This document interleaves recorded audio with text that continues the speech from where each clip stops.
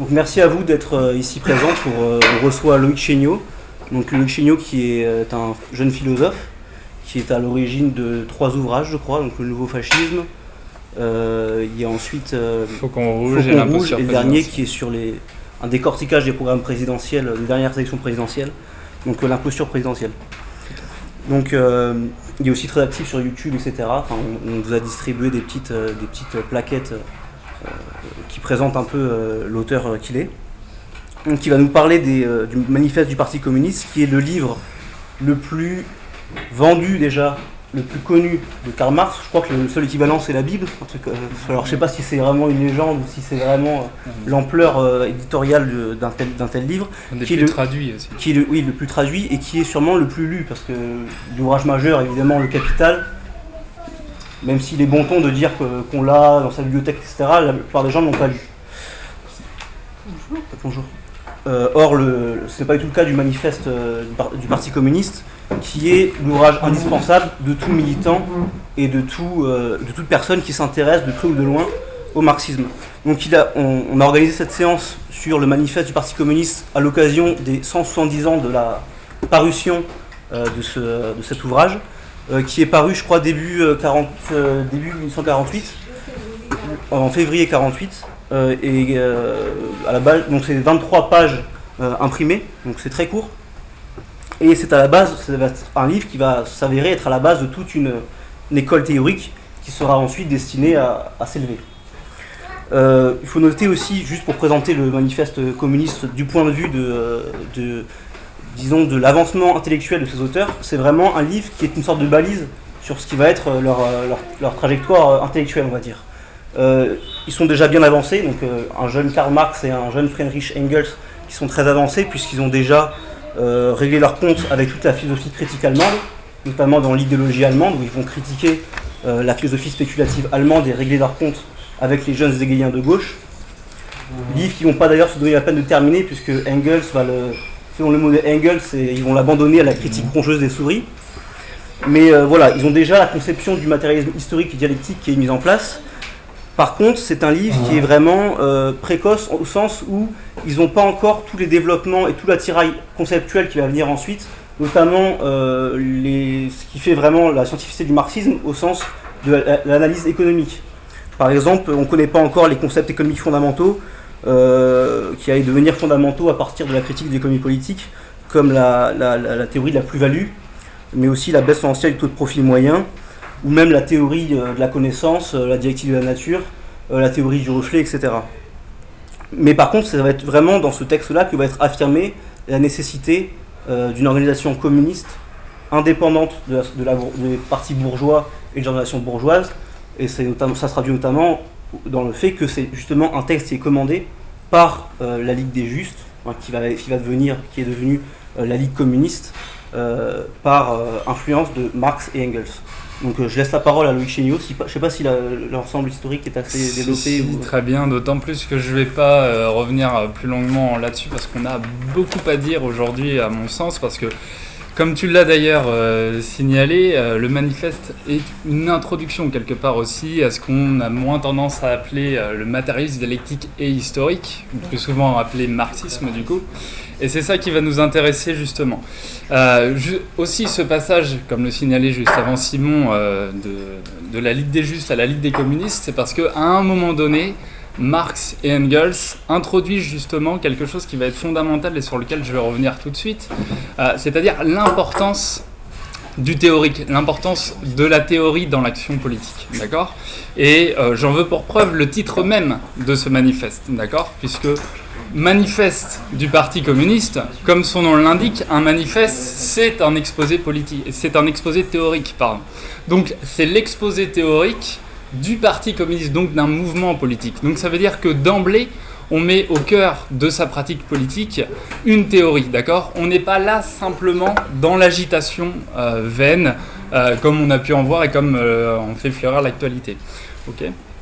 Donc, l'intérêt pour moi aujourd'hui, et comme l'indiquait d'ailleurs le titre de cette conférence aussi, c'est de montrer justement l'actualité de la pensée marxiste, donc qu'on pourrait plutôt appeler matérialiste dialectique et historique, mais on ne va pas employer ces termes-là à chaque fois, donc on va communément parler de marxisme en gardant à l'idée chaque fois justement cette idée que c'est pas quelque chose, et je vais y revenir, d'accoler strictement à la personne de Marx, puisque ce qu'il est en train de déployer, si je devais parler sommairement et de manière un peu vulgaire, ce sont des outils intellectuels qui justement permettent de comprendre le présent, et notamment le présent politique qui nous intéresse. Donc quand on parle d'actualité de la pensée marxiste, on va le voir, aujourd'hui elle est plus que jamais d'actualité. Et notamment parce que ce qu'elle nous propose, ce qu'elle avance, et ce qui est avancé dès le manifeste du Parti communiste, qui s'ouvre justement par l'histoire de toute société jusqu'à nos jours et l'histoire de la lutte des classes. Donc on va revenir là-dessus parce que aujourd'hui on a tendance à dire la lutte des classes c'est quelque chose de dépassé. Vous savez, de la même manière j'avais tendance à dire, il ne cesse de nous parler du fait qu'il faille dépasser Marx, alors que pour eux finalement ça signifie s'en passer. C'est même pas dépasser, ça c'est quelque chose qui signifie quelque chose, et on va le voir d'un point de vue philosophique, on va le voir aussi avec Hegel, et on va le voir avec Marx. Mais par contre chez eux c'est s'en passer, c'est-à-dire c'est trop vieux jeu, vous voyez, c'est des partenaires sociaux, c'est parce que les riches veulent pas suffisamment partager, ces discours qu'on entend encore une fois, comme s'il suffisait simplement que la lutte des classes, il fallait la nier, c'était quelque chose qui n'existait pas, et qu'il suffisait simplement que certains acceptent de donner un petit peu plus, d'accord ?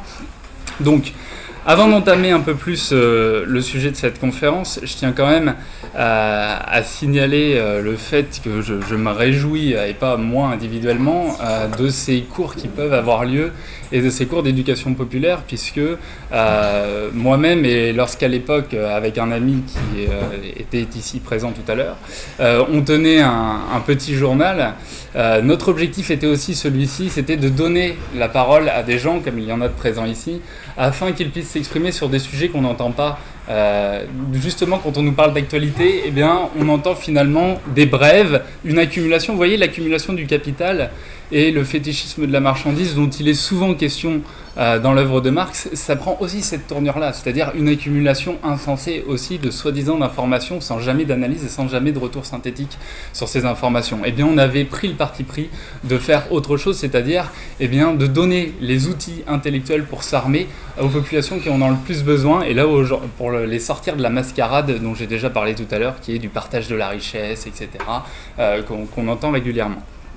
Donc, pour en revenir directement au sujet du manifeste, le manifeste dresse d'un point de vue politique deux constats d'abord qui sont extrêmement importants, et je vais reprendre le plan du manifeste. Le premier, c'est qu'il y a d'un point de vue social l'émergence du prolétariat. Le prolétariat, les notes du manifeste nous le signalent bien et j'y reviendrai.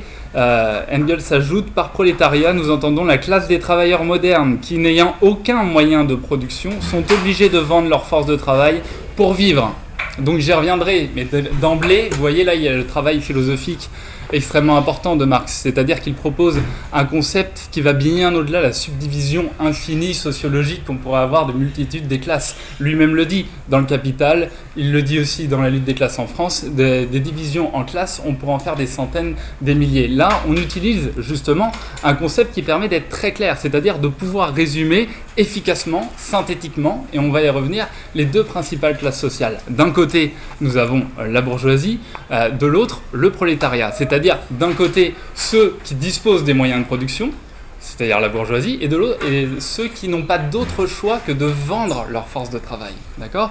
Donc le prolétariat. On pourrait aussi le résumer d'une manière assez efficace, comme le faisait Michel Clouscar notamment, c'est-à-dire on pourrait les diviser à la fois d'un côté ceux qui consomment plus qu'ils ne produisent, mais on verra quel type de consommation, c'est-à-dire de nouveau la bourgeoisie, et c'est-à-dire ceux qui finalement consomment le travail des autres, et ceux qui produisent plus qu'ils ne consomment, c'est-à-dire le prolétariat.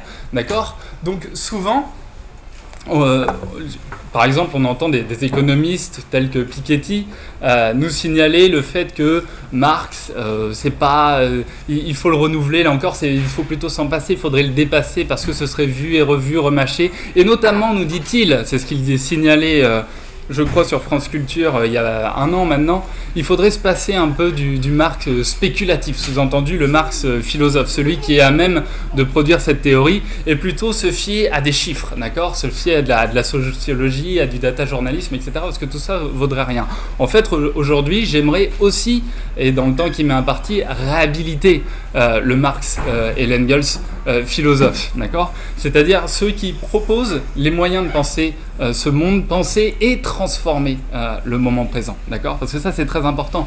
Marx et Engels dans l'idéologie allemande diront bien les philosophes n'ont fait jusqu'ici qu'interpréter le monde, maintenant il nous faut le transformer, d'accord, mais il faut lier les deux, et j'y reviens. Le manifeste du Parti communiste, le final bien, manifeste, c'est un exposé théorique, quelques pages destinées justement aux prolétaires, où on va leur exposer la théorie qui va leur permettre justement de trouver là l'émancipation politique qui est la leur. Donc pour un parti, il va falloir constituer un parti qui se fonde justement sur une théorie qui est fonctionnelle, qui est objective. J'ai fait différentes séries de vidéos, enfin une série pardon, de vidéos là-dessus, donc j'y renvoie parce qu'on va en parler, mais je préfère que vous y reportiez si vous en avez le temps, plutôt que d'être un peu trop succinct maintenant. Mais il y a vraiment une objectivité, c'est-à-dire souvent, de la même manière, on confond neutralité et objectivité. Aujourd'hui, il faudrait être neutre, d'accord ? C'est-à-dire, en fait, il faudrait à peu près ne rien dire, juste exposer simplement des informations, donner telle ou telle info, sans jamais, a priori, de parti pris. Mais là, c'est même pas une question de parti pris, d'accord ? On va le voir, c'est-à-dire qu'on est en train de proposer des mesures, on est en train, de la même manière qu'il existe un matérialisme au niveau de la science de la connaissance de la nature qui permet d'appréhender le réel, et bien là, d'un point de vue social, on va développer des outils qui nous permettent de comprendre les mécanismes en ordre dans l'histoire et la place que l'homme y occupe justement. Donc ce détour théorique, il est absolument important, et pour bien le comprendre par contre, et vous allez voir que cette conférence, elle a vocation peut-être à être un peu plus philosophique au départ, donc j'espère ne pas vous perdre, pour tendre vraiment à quelque chose de plus politique. On va revenir sur les forces en présence à gauche, mais avant cela, pour bien comprendre Marx, et si je me permets de le faire ici, c'est avant tout parce que, notamment l'université française, et pas uniquement, depuis au moins 50 ou 60 ans, se voue à l'idée de séparer Hegel de Marx, d'accord ? C'est-à-dire que d'un côté, encore une fois, il y aurait le Hegel idéaliste, chez qui il n'y aurait rien à prendre, et de l'autre, le Marx uniquement économique. Je rappellerai au passage aussi que, justement, Marx a écrit une critique une contribution à la critique de l'économie politique. Donc c'est-à-dire qu'il n'est pas là en train de fonder une nouvelle économie comme on l'entend, ça ce sera justement du Proudhon face auquel Marx se pose à la fin de sa vie.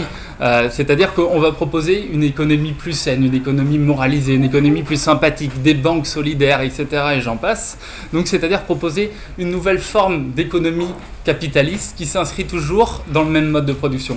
Marx ne fait absolument pas ça. Au contraire, il est en train de montrer pourquoi est-ce que l'économie politique qui se prend pour science, c'est-à-dire la science dite économique, eh bien, est vouée à disparaître, et avec elle le mode de production capitaliste. Donc il produit bien une critique, il n'est pas un énième économiste, d'accord ? Il ne vient pas là, au milieu des autres, dire moi voilà la manière dont j'aimerais qu'on partage mieux les richesses, dont j'aimerais qu'on gère mieux l'argent, qu'on crée des banques mutualistes, etc. C'est pas ça la question. Donc pour bien comprendre ça, et je vais revenir, je vous l'ai dit précédemment, ce qui m'intéresse aussi, c'est de réhabiliter le Marx philosophe.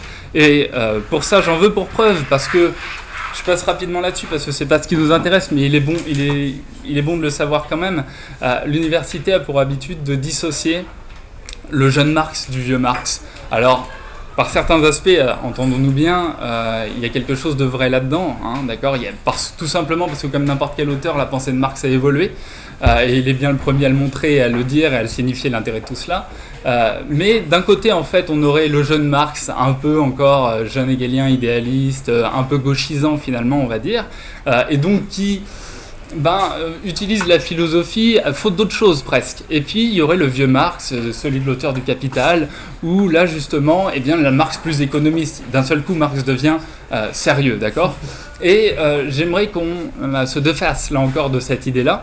Et j'en veux pour preuve une citation extraite d'une correspondance de Marx vis-à-vis de Joseph Dietzgen, qui date du 9 mai 68, donc où Marx est plus encore un jeune adolescent, d'accord, où il lui écrit, je cite, « Quand je me serai débarrassé de mon fardeau économique, donc l'exact inverse de ce dont on nous rebat les oreilles sans cesse, j'écrirai une dialectique, et on va y revenir. Les lois correctes de la dialectique sont déjà contenues dans Hegel. Vous voyez pourquoi j'y reviens, d'accord ? C'est pas moi qui décide d'y revenir parce que c'est ma toca dès que j'ai décidé de parler de Hegel parce que j'aime bien. Non, c'est Marx lui-même qui le dit. Donc je reprends. Les lois correctes de la dialectique sur lesquelles on va le plus rapidement possible revenir sont déjà contenues dans Hegel sous une forme, il est vrai, mystique. Vous pouvez traduire cela pour ceux qui sont habitués au concept philosophique par idéaliste quelque part, d'accord ? Il s'agit de la dépouiller de cette forme, d'accord ? Donc Marx, en 1868, à l'inverse de ce que nous vendent les Piketty et l'université française, il ne dit pas la philosophie et Hegel, finalement, ça c'était sympathique au départ, maintenant on va s'en passer, on va faire du sérieux, on va faire de l'économie. Absolument pas, il dit l'exact inverse, d'accord ? Il dit il va justement falloir revenir aux lois correctes de la dialectique déjà présente chez Hegel. Donc le détour théorique, on l'a vu pour l'action politique, est indispensable, de même que pour comprendre Marx, le détour par Hegel est lui-même indispensable. Donc, c'est pourquoi je vous propose, le plus succinctement possible, de faire ce détour par la philosophie de l'histoire de Hegel. Alors évidemment, je n'ai pas la prétention ici, dans le temps qui m'est imparti, de vous synthétiser au mieux la philosophie de l'histoire de Hegel, mais au moins que vous en reteniez le caractère primordial, c'est-à-dire ce qui va nous permettre d'être efficaces dans la manière ensuite d'agencer, de comprendre les concepts qu'on va nommer marxistes pour le moment. Pour cela, eh bien, il faut en revenir, Marx le dit lui-même, à une dialectique, sans entrer trop dans les détails. Ça vient du verbe dialegestai. Dialegestai est la langue grecque et elle-même, vous allez le voir, très dialectique par rapport au latin ou même au français. Donc dialegestai, on retrouve dedans dia, qu'on peut évidemment traduire par deux, mais aussi par le fait de séparer, de diviser, et en même temps à la fois de mettre en relation. D'accord ? Donc, et legestai, logos, le discours, la raison. D'accord ? Alors, a priori, dire ça casse pas de pattes à un canard, ça sert pas à grand chose, d'accord ? Et pourtant, on va voir que c'est fondamental dans l'histoire de la philosophie, puisque ça pose un des problèmes les plus importants, c'est celui de l'un et de l'autre. C'est celui du jour et de la nuit, du vivant et du mort.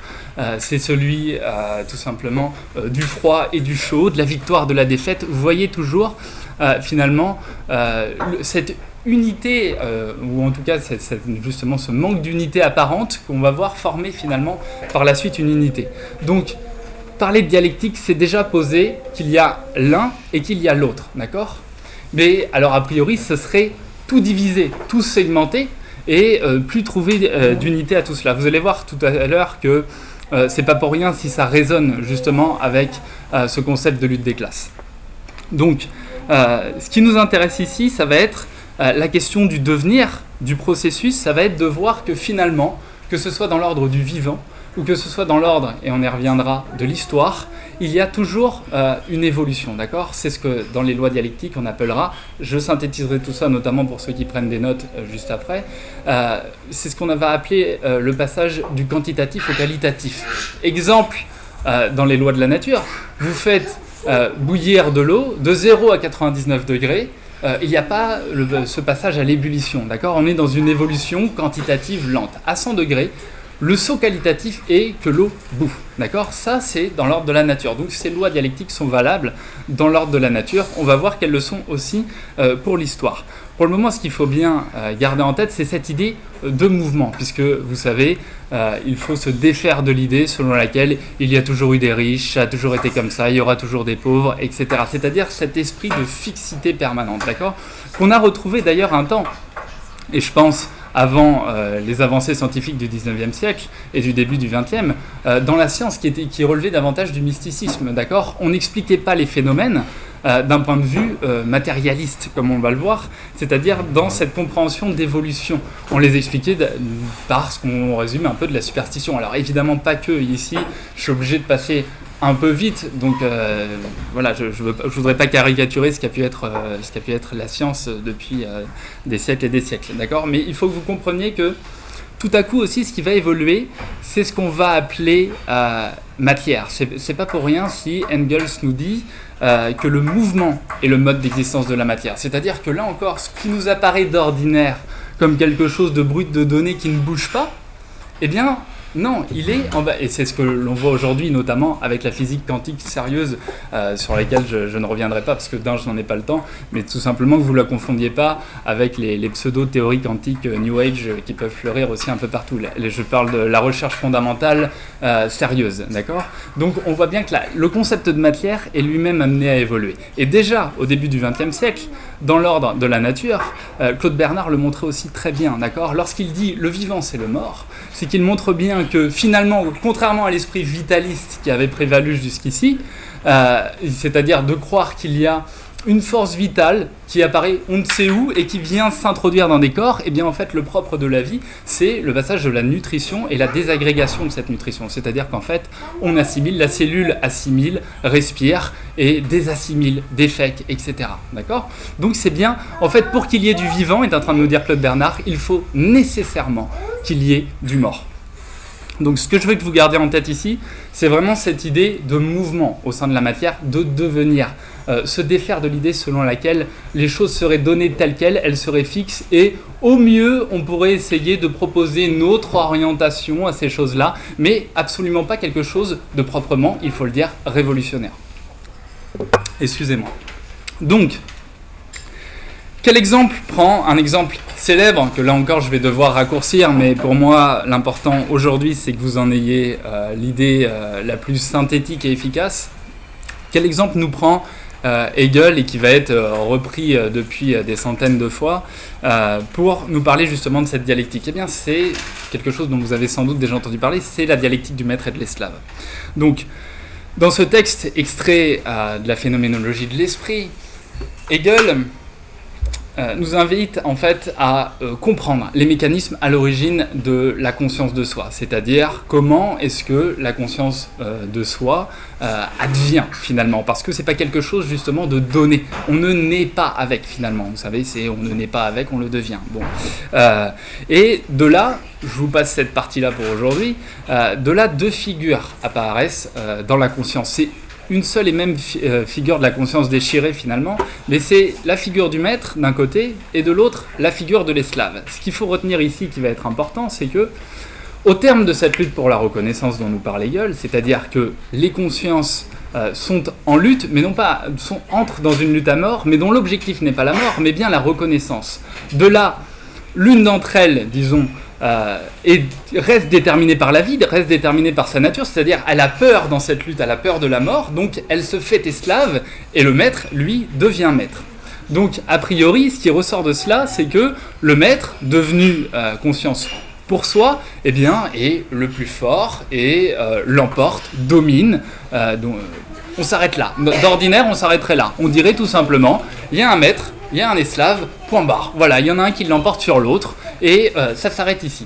Mais là où Hegel opère un renversement extrêmement important et intéressant, c'est qu'il va montrer, je suis désolé de vous le raccourcir ainsi, hein, je vous invite vraiment à lire le texte en lui-même et les commentaires si nécessaire, c'est qu'il va nous montrer que il va appuyer tout ça sur le concept de force et faiblesse. A priori, le maître est la conscience forte, tandis que l'esclave est la conscience faible.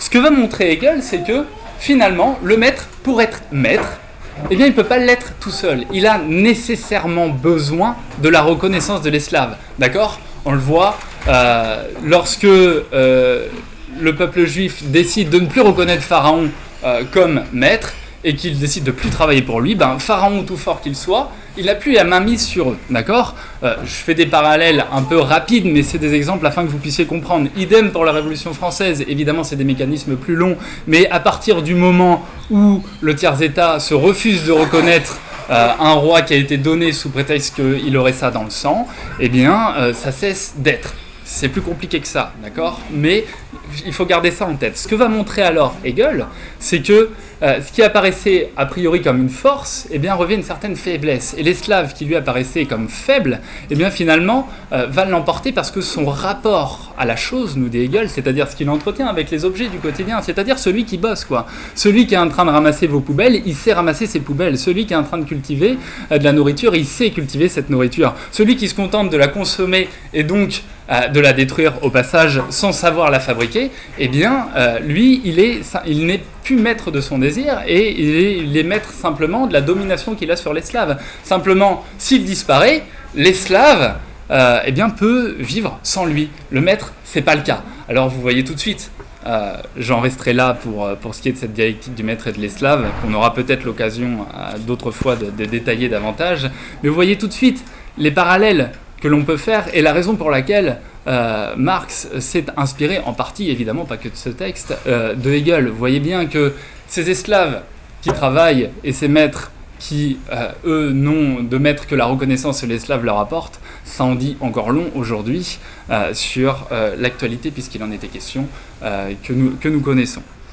Donc ce qu'il va falloir retenir, c'est que cette histoire, la philosophie de l'histoire de Hegel, c'est ni plus ni moins aussi qu'une philosophie de l'esprit, comme on vient de l'avoir là, mais qui s'inscrit dans l'histoire. C'est-à-dire que dans l'histoire, il y a des moments dialectiques, tels des couples de force, qui finalement, eh bien, sont toujours en devenir, d'accord ? C'est pourquoi, dès le début, et on va reprendre le texte, puisque je vais m'appuyer dessus, puisqu'on m'a demandé d'intervenir sur le manifeste, on ne va pas l'oublier, loin de là.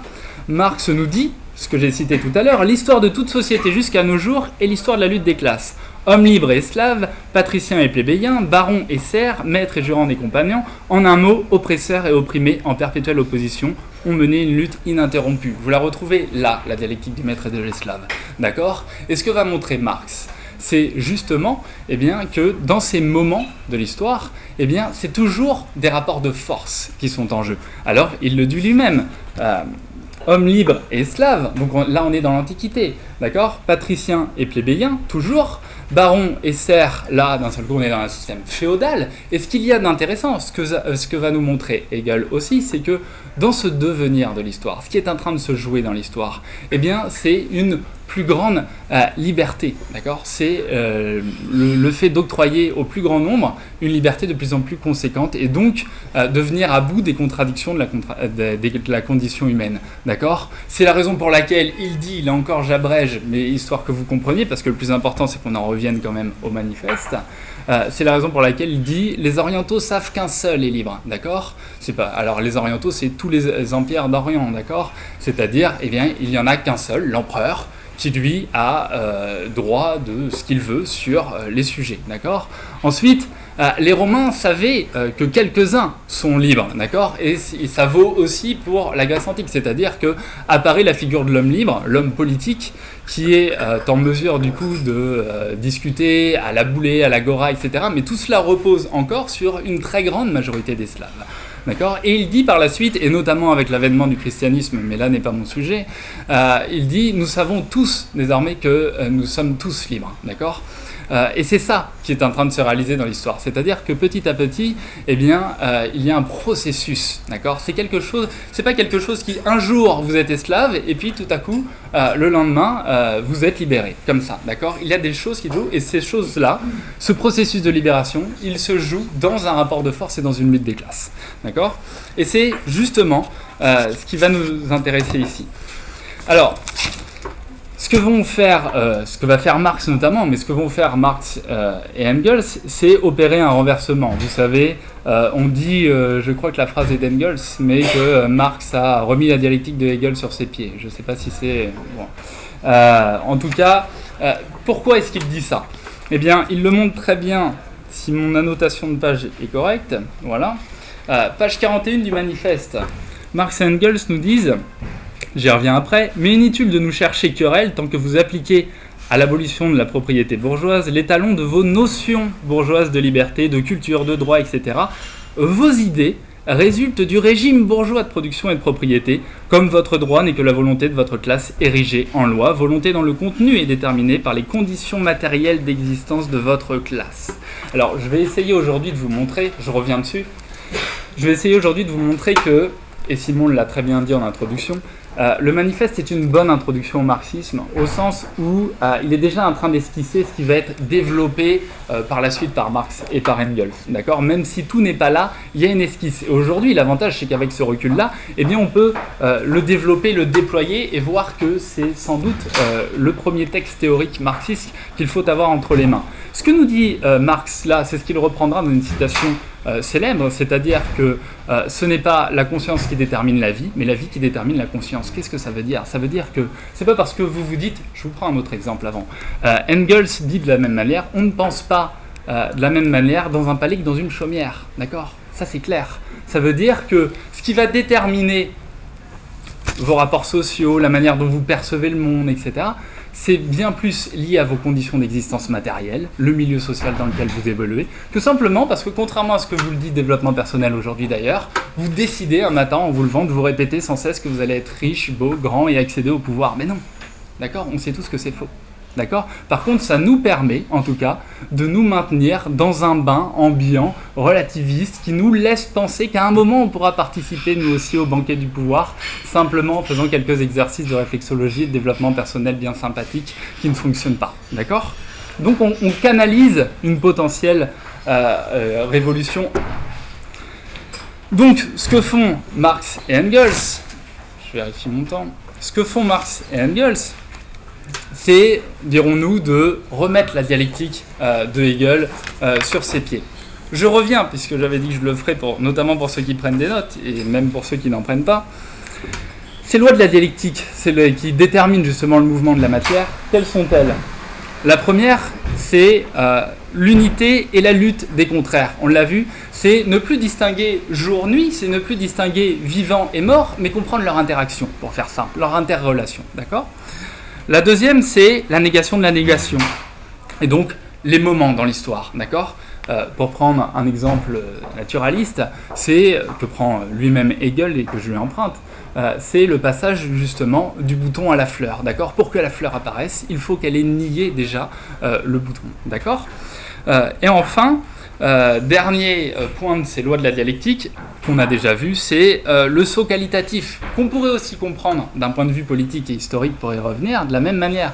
C'est-à-dire que vous avez des périodes, de toute façon, il y a des historiens sans doute ici plus à même de parler de ça que je ne le fais, mais il y a des périodes où, par exemple, prenons la féodalité, où la société se structure d'une certaine manière, et petit à petit, à partir du 15e, 16e siècle, etc., on va voir arriver des bourgades qui correspondent à un certain nombre de besoins, on va créer des nouveaux services, on va créer des nouveaux objets, etc. Et donc, petit à petit, dans ces villes, va arriver ce qu'on va appeler la bourgeoisie, c'est-à-dire ceux qui vivent dans les villes, et petit à petit, un rapport de force va s'inverser, c'est-à-dire que la noblesse, qui avait l'interdiction même, d'accord, de travailler, elle détient la pierre, mais est de moins en moins riche parce qu'elle de toute façon elle a l'interdiction de travailler. Par contre, la bourgeoisie, qui est elle de plus en plus riche, n'a pas le pouvoir politique. Donc c'est ça qu'elle va être amenée à réclamer. Mais vous comprenez bien que ça ne se fait pas du jour au lendemain, d'accord ? C'est des choses qui s'inscrivent dans l'histoire, dans un temps long, et c'est ça le passage du quantitatif au qualitatif. C'est-à-dire que vous avez une accumulation, une évolution d'un certain nombre de procédés, et à un moment donné, la révolution, c'est ce saut qualitatif, d'accord ? Et la bourgeoisie a un temps été une classe révolutionnaire, et c'est pour cette raison-là que nous avons beaucoup à apprendre d'elle, d'accord ? Nous avons beaucoup à apprendre d'elle, et d'ailleurs Marx le dit. J'ai envie de dire, Marx dit au début, comme le disait M. Pagani ici présent, « nice job la bourgeoisie », d'accord ? Il est en train de dire, elle est en train de liquider l'État, parce qu'elle devient cosmopolite, elle est en train de liquider la famille patriarcale, etc. Donc il y a eu une avancée progressiste de la bourgeoisie, d'accord ? Là encore, il faut bien comprendre les différents moments dialectiques de l'histoire, et pas simplement dire avant ça valait rien, ou avant c'était bien mieux, et maintenant voilà ce que ça vaut. Non, c'est plus compliqué que ça. Il faut être en mesure d'intégrer ces différents moments de l'histoire. Et c'est ça que ces lois de la dialectique nous permettent de comprendre, et ce n'est pas pour rien si Marx et Engels s'en resservent. Ce qu'ils vont montrer notamment aussi, et c'est là que ça nous intéresse d'autant plus, c'est que, j'avais envie de dire contrairement, mais non, on va plutôt dire en complément de Hegel, là où Hegel voyait dans l'avancement de l'histoire le fait de l'esprit, c'est-à-dire on pourra me corriger si je me trompe, mais on pourrait qualifier cet esprit comme disait Kluskar, d'inconscient de l'inconscient. C'est un inconscient historique en fait, c'est une épaisseur historique qui s'inscrit dans l'histoire, d'accord ? C'est pas quelque chose qui vient là comme un nuage au-dessus de notre tête, d'accord ? Ce que Marx va introduire de plus fort comme concept, c'est celui de force productive, d'accord ? Il va montrer que les rouages de ces moments dans l'histoire et de leur négation, de la négation qui font qu'on passe d'une certaine quantité à un saut qualitatif, eh bien ce sont les forces productives. Sous l'Antiquité, c'est les Slaves, d'accord ? Les Slaves est la force productive principale qui permet de produire les biens, voire à l'époque et services, s'il en est, dans les rapports sociaux qui nous intéressent, d'accord ? Et donc c'est ça qui va se passer. De là, quel est l'enjeu ? Il est de dire, est-ce que simplement on se contente là, d'une soi-disant théorie qui repose à peu près sur pas grand-chose, et donc on y adhère par principe politique, c'est ce qu'on entend beaucoup aujourd'hui, et j'ai fait de l'objectivité du matérialisme dialectique et historique ces derniers mois mon cheval de bataille, parce que on a vu certains à gauche, que je qualifiais d'anticommunisme de gauche. Pourquoi ? Je ne citerai pas de nom, et il y a largement de quoi trouver sur Internet, je l'ai déjà fait. Là n'est pas le sujet, c'est-à-dire qu'on se revendique du communisme, mais on dit, c'est mon point de vue finalement, d'accord ? Je peux en débattre comme si c'était, voilà, tout se vaut, tout est à peu près la même chose, c'est tout à fait subjectif. Moi j'aime bien, c'est sympathique parce que on va au café avec les copains et on en parle et c'est cool. Mais non, on va au café avec les copains et c'est cool, mais en plus c'est objectif, d'accord ? Donc c'est ça qui est absolument déterminant, c'est que on n'épouse pas le matérialisme dialectique et historique sous prétexte que ce serait sympa, d'accord ? Ça va bien au-delà, d'accord ? C'est parce que justement, on a là, et c'est ce qui pose les oppositions fondamentales entre ce que Engels, le premier, nommera le socialisme scientifique du socialisme utopique, d'accord ? Le socialisme scientifique a justement une rigueur scientifique. Et donc c'est là-dessus que je souhaiterais revenir maintenant. Donc, ce qu'il va nous falloir comprendre à ce stade, c'est qu'il y a un matérialisme qui a été accepté, c'est celui toujours en vigueur de la science et des progrès qu'elle a pu produire. C'est le matérialisme mécaniste, d'accord ? C'est celui qui répond à la fonction y égale f de x, d'accord ? C'est-à-dire au principe de cause à effet. C'est le matérialisme mécanisme, d'accord ? Il y a une cause, il y a un effet, on va essayer de déterminer l'ordre des choses. Il n'y a pas de fumée sans feu, etc. D'accord ? Ça, c'est le matérialisme qui a permis la science, on dira, de la connaissance de la nature. Pourquoi est-ce que je dis science de la connaissance de la nature ? Parce que c'est toujours une connaissance qui passe par l'homme, d'accord ? C'est l'homme. Alors, je ne vais peut-être pas rentrer dans ces détails-là, mais Kant lui-même, dans la seconde préface de la critique de la raison pure, parle bien d'un tribunal de la raison. Pourquoi ? Il dit, je l'avais noté quelque part, il dit il faut forcer la nature à répondre à nos questions, d'accord ? C'est l'homme qui va chercher ces questions et qui force la nature à répondre, notamment par exemple avec le langage mathématique ou physique, d'accord ? C'est pas la nature qui, aussi vantée qu'elle peut l'être actuellement, vient nous dire voilà comment je fonctionne, et puis et lire dedans comme dans un livre ouvert, merveilleux, Alice au pays des merveilles. Non, pas du tout, d'accord ? Il faut forcer la nature à répondre à nos questions, et donc c'est toujours une science de la connaissance parce qu'elle passe toujours par l'homme, d'accord ? Et donc, ce principe du matérialisme mécaniste qui prévaut avec le couple cause-conséquence, eh bien, il prévaut dans l'ordre de la nature. Et bien, là où, en revanche, tout à coup, on a refusé le matérialisme dialectique et historique comme science de la connaissance du monde social et de l'histoire, et c'est d'ailleurs une des raisons pour laquelle, et ça, Georg Lukács en parle très bien, c'est parce que justement ça produisait une conscience de classe et une conscience révolutionnaire. Donc on a préféré éventrer complètement le matérialisme dialectique et historique et parler de sciences sociales qu'on a subdivisées en préférant des formes, on pourrait dire, de spectacle de la critique, c'est-à-dire une mise en spectacle de la critique. C'est ce qu'on connaît, c'est ce qu'on a connu avec Bourdieu, c'est ce qu'on connaît aujourd'hui avec les Pinson Charlot, c'est-à-dire finalement les riches sont très riches, ils sont toujours plus riches, et qu'est-ce que c'est triste. Et nous, qu'est-ce qu'on est pauvre et toujours plus pauvre. Et avec ça, on va pas bien loin, d'accord ? Alors encore une fois, ça ne veut pas dire que leur constat est faux. Leur constat est même plutôt juste. Par contre, ça aboutit à rien du tout.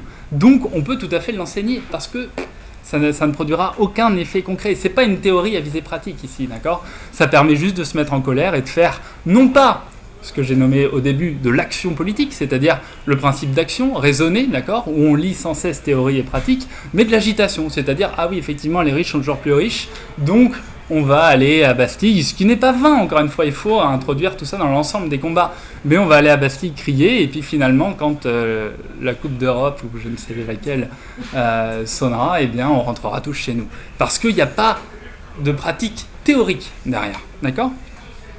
Donc, or, justement, et je vais y revenir,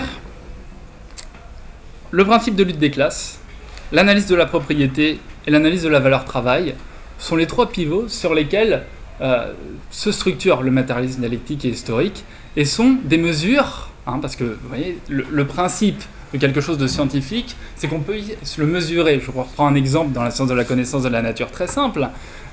Imaginons que vous faites couler l'eau du bain à bébé, et maman il trempe sa main, elle dit « Oh là là, c'est chaud », papa dit « Oh mais non, c'est bon, ok, ça va ». Comment on se met d'accord ? On trempe un thermomètre, on voit la mesure, ça fait 37 degrés, on dit « Ok, c'est bon ». D'accord ? Point barre. Ça sert à rien de tergiverser pendant des heures. Bon, bah c'est à ça que ça sert. Donc, on va proposer un certain nombre d'outils qui vont permettre de mesurer le développement social. D'accord ? Ces outils, c'est lesquels ? Eh bien, je l'ai dit juste avant, et Marx ne cesse de le rappeler, puisque, je ne vais pas le lire une troisième fois, si, ça fait pas de mal. Le manifeste s'ouvre sur l'histoire de toute société jusqu'à nos jours et l'histoire de la lutte des classes. Et il le dit par ailleurs, l'histoire de toute la société jusqu'à nos jours est faite d'antagonisme de classe. On retrouve là nos principes dialectiques, d'accord ? C'est pas pour rien si j'ai fait ce détour, on est toujours bien dans notre sujet, d'accord ? C'est parce que ces forces, la dialectique du maître et de l'esclave, elle est bien présente là, d'accord ? C'est un constat objectif, d'accord ? De la même manière, quand j'enseigne à mes élèves en classe terminale la dialectique du maître et de l'esclave, moi j'y passe 4 heures, donc vous imaginez bien que là j'ai fortement résumé, j'essaie tout au long de l'année ensuite de leur montrer que c'est pas pour rien si c'est ces rapports-là qui s'inscrivent. Par exemple, quand vous étudiez Robinson Crusoe, c'est pas pour rien si le rapport qui s'inscrit entre lui et Vendredi, c'est un rapport de maître et esclave. Et c'est pas juste, et c'est bien ça qu'il faut comprendre pour sortir de cette critique spectaculaire qui est celle des pinceaux Charlot. C'est pas parce que Robinson c'est un salaud, d'accord ? C'est parce qu'il y a des choses à faire, et que si on peut, et quand il y a des choses à faire, ce que malheureusement trop de gens aujourd'hui ont oublié, c'est-à-dire qu'il y a un travail à faire, et ben quand il y a la possibilité de le faire par un autre et que ça fonctionne, eh bien on le fait faire, d'accord ? Point barre. Et ça, c'est des mesures objectives, d'accord ? Donc, Marx nous dit bien, et Engels, l'histoire de toute la société jusqu'à nos jours est faite d'antagonismes de classe qui, selon les époques, ont revêtu des formes différentes. C'est ce dont on parlait tout à l'heure, d'accord ? Pourquoi c'est objectif et pourquoi ce ne serait pas, au contraire, le fait simplement de partenaires sociaux qui sont bien sympathiques, échangent les uns les autres et finalement trouvent des accords, Eh bien parce que pour des raisons simples qui est, on l'a vu tout à l'heure, c'est la vie qui détermine la conscience. C'est-à-dire que là où c'est objectif, c'est qu'à un moment donné, vous allez avoir d'un côté, et vous allez voir que ça découle tout de suite de la deuxième mesure du développement social, c'est-à-dire la propriété, vous allez avoir d'un côté une classe dominante dirigeante qui ne vit que sur l'extorsion de la plus-value le prolétaire, c'est-à-dire la bourgeoisie, pour parler comme Marx et Engels dans le manifeste du Parti communiste, qui donc, elle a besoin de quoi ? Elle a besoin que le prolétariat vienne vendre sa force de travail pour pouvoir survivre. Ce sera ça, à l'origine, le principe du salaire, avant que le mouvement ouvrier en fasse autre chose. Mais ça, c'est un autre sujet. D'accord ? Donc, il y a bien, on n'a pas le choix. Pour survivre, il faut qu'on aille se vendre parce qu'on n'a pas les moyens de production. Donc, il faut faire un petit CV qui cadre bien pour aller se vendre à un patron bien gentil qui laissera, lui, derrière, à son fils, sa fille, que sais-je, son neveu, eh bien, ses moyens de production dont il est propriétaire. Donc, sous prétexte qu'il est propriétaire de ses moyens de production, il est en droit, tout simplement, de vous exploiter. Et ça, encore une fois, regardez, c'est pas une preuve, mais en tout cas c'est un indicateur intéressant de l'objectivité de cette lutte des classes. Vous connaissez cette citation devenue célèbre de Warren Buffett qui dit « La lutte des classes existe et c'est la mienne qui est en train de la gagner », d'accord ? Donc, aujourd'hui, tout le monde aurait le droit, dans la classe dominante, d'être marxiste, mais par contre le prolétariat, Nous tous, 99%, eh bien, il faudrait surtout pas, parce que ce serait de l'idéologie, d'accord, hein, ce serait tout de suite stalinien, goulag, etc. Donc surtout, on n'utilise aucun outil théorique à même de produire une émancipation réelle. Au pire, on se plaint, et au lieu de réaliser la conscience de classe qui est que nous sommes la classe révolutionnaire, objectivement, eh bien, on va plutôt pleurnicher, dire ah ben on est pauvre et puis nous on n'a pas de chance et on va quémander, d'accord ? Ça marche pas, ça a jamais marché dans l'histoire, c'est pas comme ça que ça fonctionne.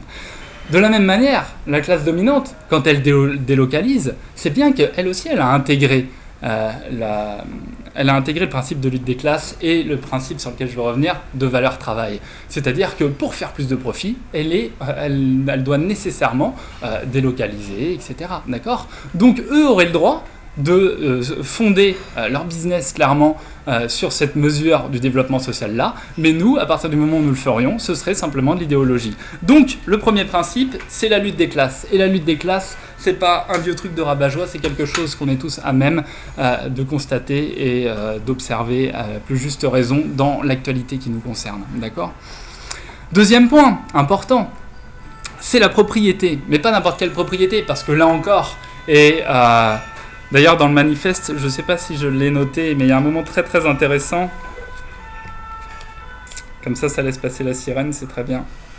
Je vais essayer de vous le retranscrire comme ça. Il y a un moment extrêmement intéressant puisque, vous le savez, l'une des attaques trop fréquentes et récurrentes qui est faite aussi au mouvement communiste, c'est qu'il faudrait tout partager jusqu'à nos femmes, etc. Enfin bon, n'importe quoi en fait. D'accord ? C'est Franck Lepage qui disait même sous Pol Pot, chacun avait ses chaussures et ses casseroles, c'est pas le souci. D'accord ? C'est pas de cette propriété-là dont on est en train de parler. Et ça, c'est un vieux débat, hein, justement, entre le socialisme scientifique et le socialisme utopique. C'est un vieux débat qui a opposé, notamment dans Philosophie de la misère et misère de la philosophie, Marx et Proudhon. C'est-à-dire l'un qui, finalement, nous parle de propriété tantôt et pour, tantôt et contre, on ne sait jamais trop comment, et Marx, lui, indique simplement, c'est d'ailleurs très bien retranscrit dans le film Le jeune Karl Marx, et lui oppose simplement des choses claires et efficaces, c'est-à-dire de quelle propriété parlons-nous ? D'accord ? Et donc c'est pas pour rien. Alors là, on n'est pas en train de remettre en cause la propriété.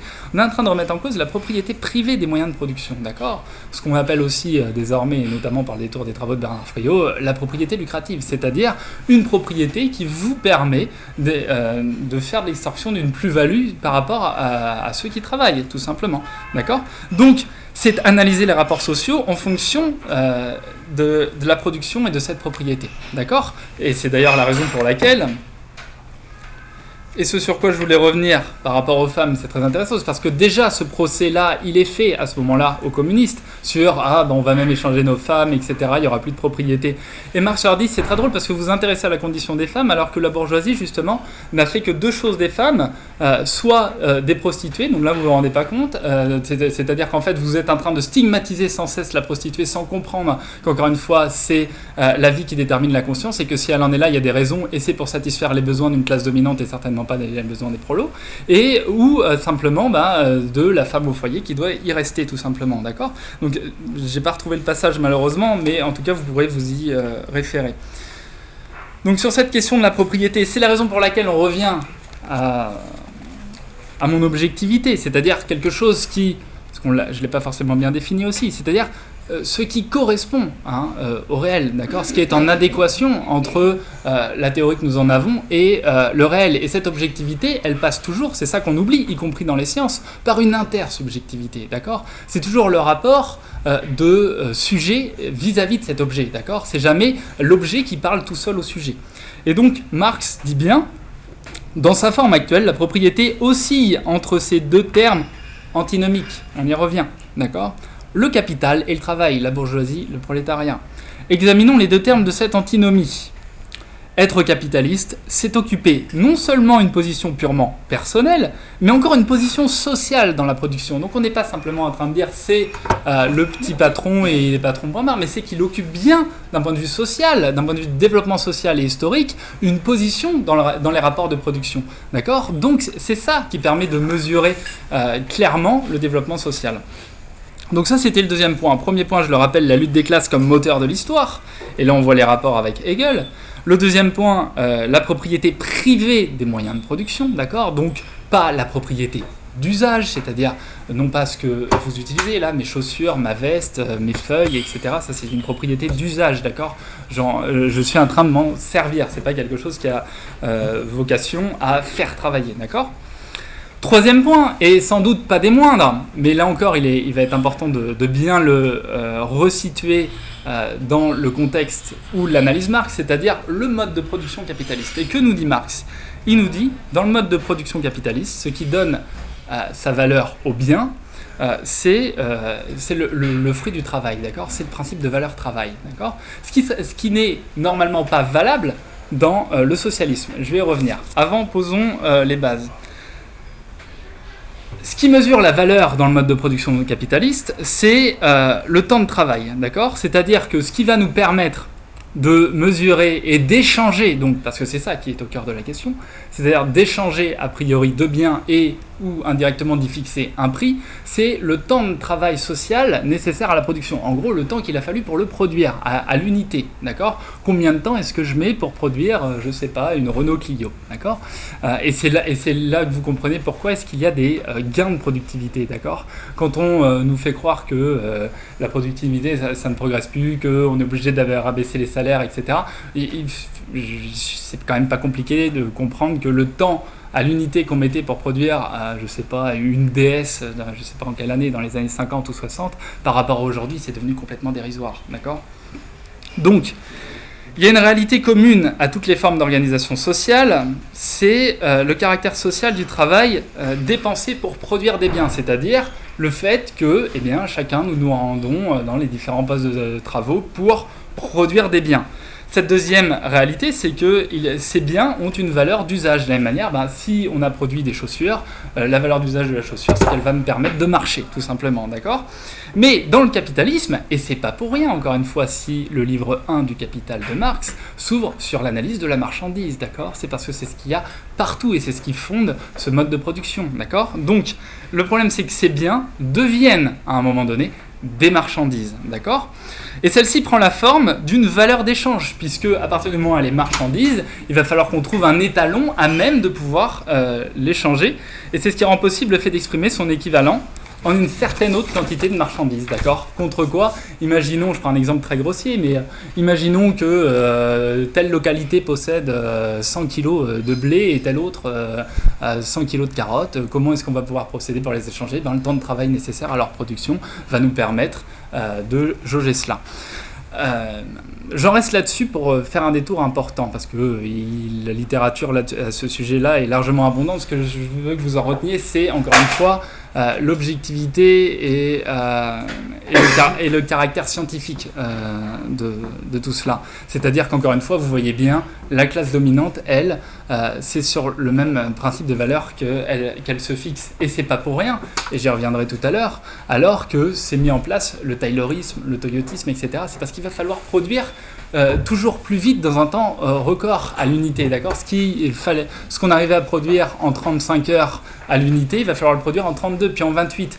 Et là déjà, on revient sur notre dialectique du maître et de l'esclave et sur les rapports force-faiblesse. C'est-à-dire qu'encore une fois, ce qui nous apparaissait a priori comme la force productive première, la capacité de la classe dominante à produire toujours plus, et bien finalement s'inverse parce que il y a une dynamique interne, un autodynamisme interne à cela, c'est qu'elle est en train de se détruire elle-même en même temps qu'elle essaie d'accumuler toujours plus de profit. Pour le moment, je clôt là-dessus.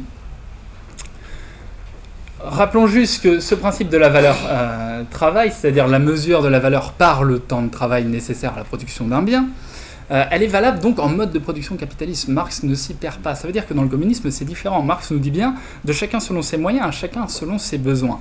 Et dans un texte rarement lu qui sont les clauses marginales au programme du Parti ouvrier allemand de 1875, et ça va me permettre de faire un parallèle avec l'actualité, Marx dit, je reprends après, au sein d'un ordre social communautaire, fondé sur la propriété commune, autrement dit le communisme, ou en tout cas au moins le socialisme dans sa phase de planification, fondé sur la propriété commune des moyens de production, les producteurs n'échangent pas leurs produits. De même, le travail incorporé dans des produits n'apparaît pas davantage ici comme valeur de ces produits, comme une qualité réelle possédée par eux, puisque désormais, au rebours de ce qui se passe dans la société capitaliste, ce n'est plus par la voie d'un détour, la marchandise, la valeur d'échange, mais directement que les travaux de l'individu deviennent partie intégrante du travail de la communauté.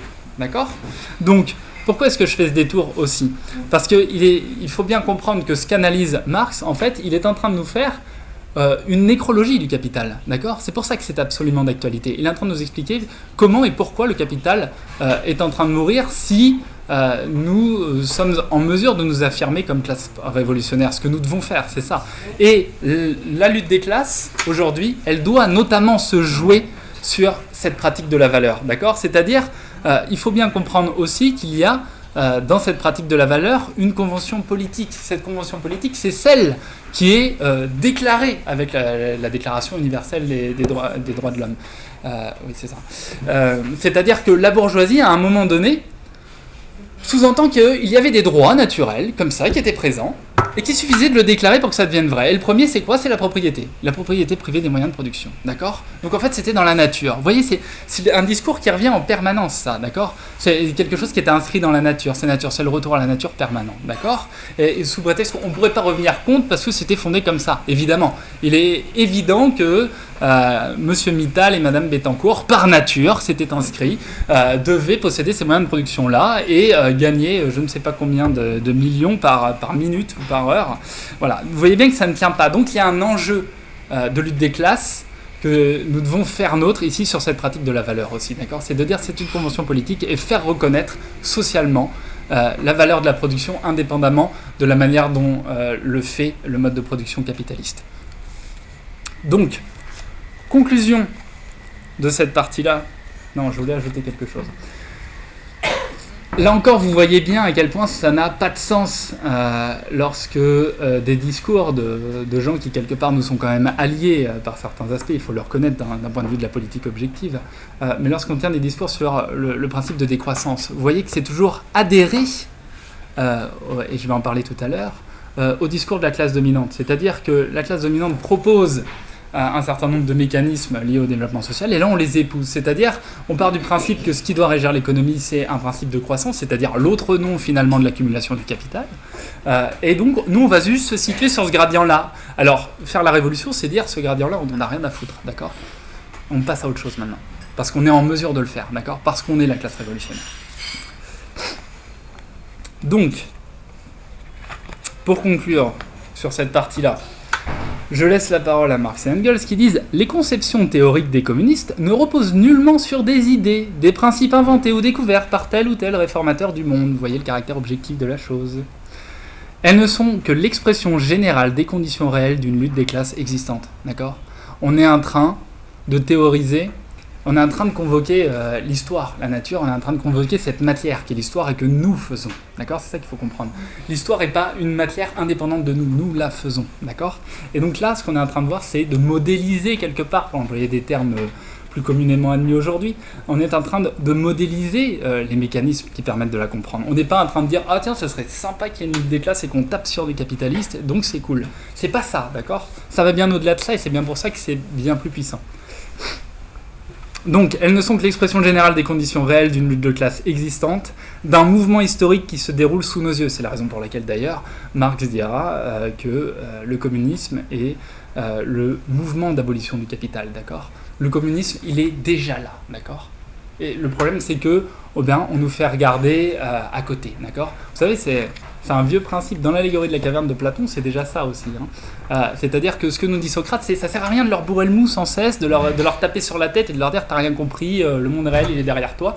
Il dit non, il faut susciter en eux la question et les faire changer d'orientation. D'accord ? Là, c'est de la même manière en fait. C'est-à-dire que le communisme, notamment en France, parce que c'est vrai aussi ailleurs, mais quand même c'est largement vrai chez nous.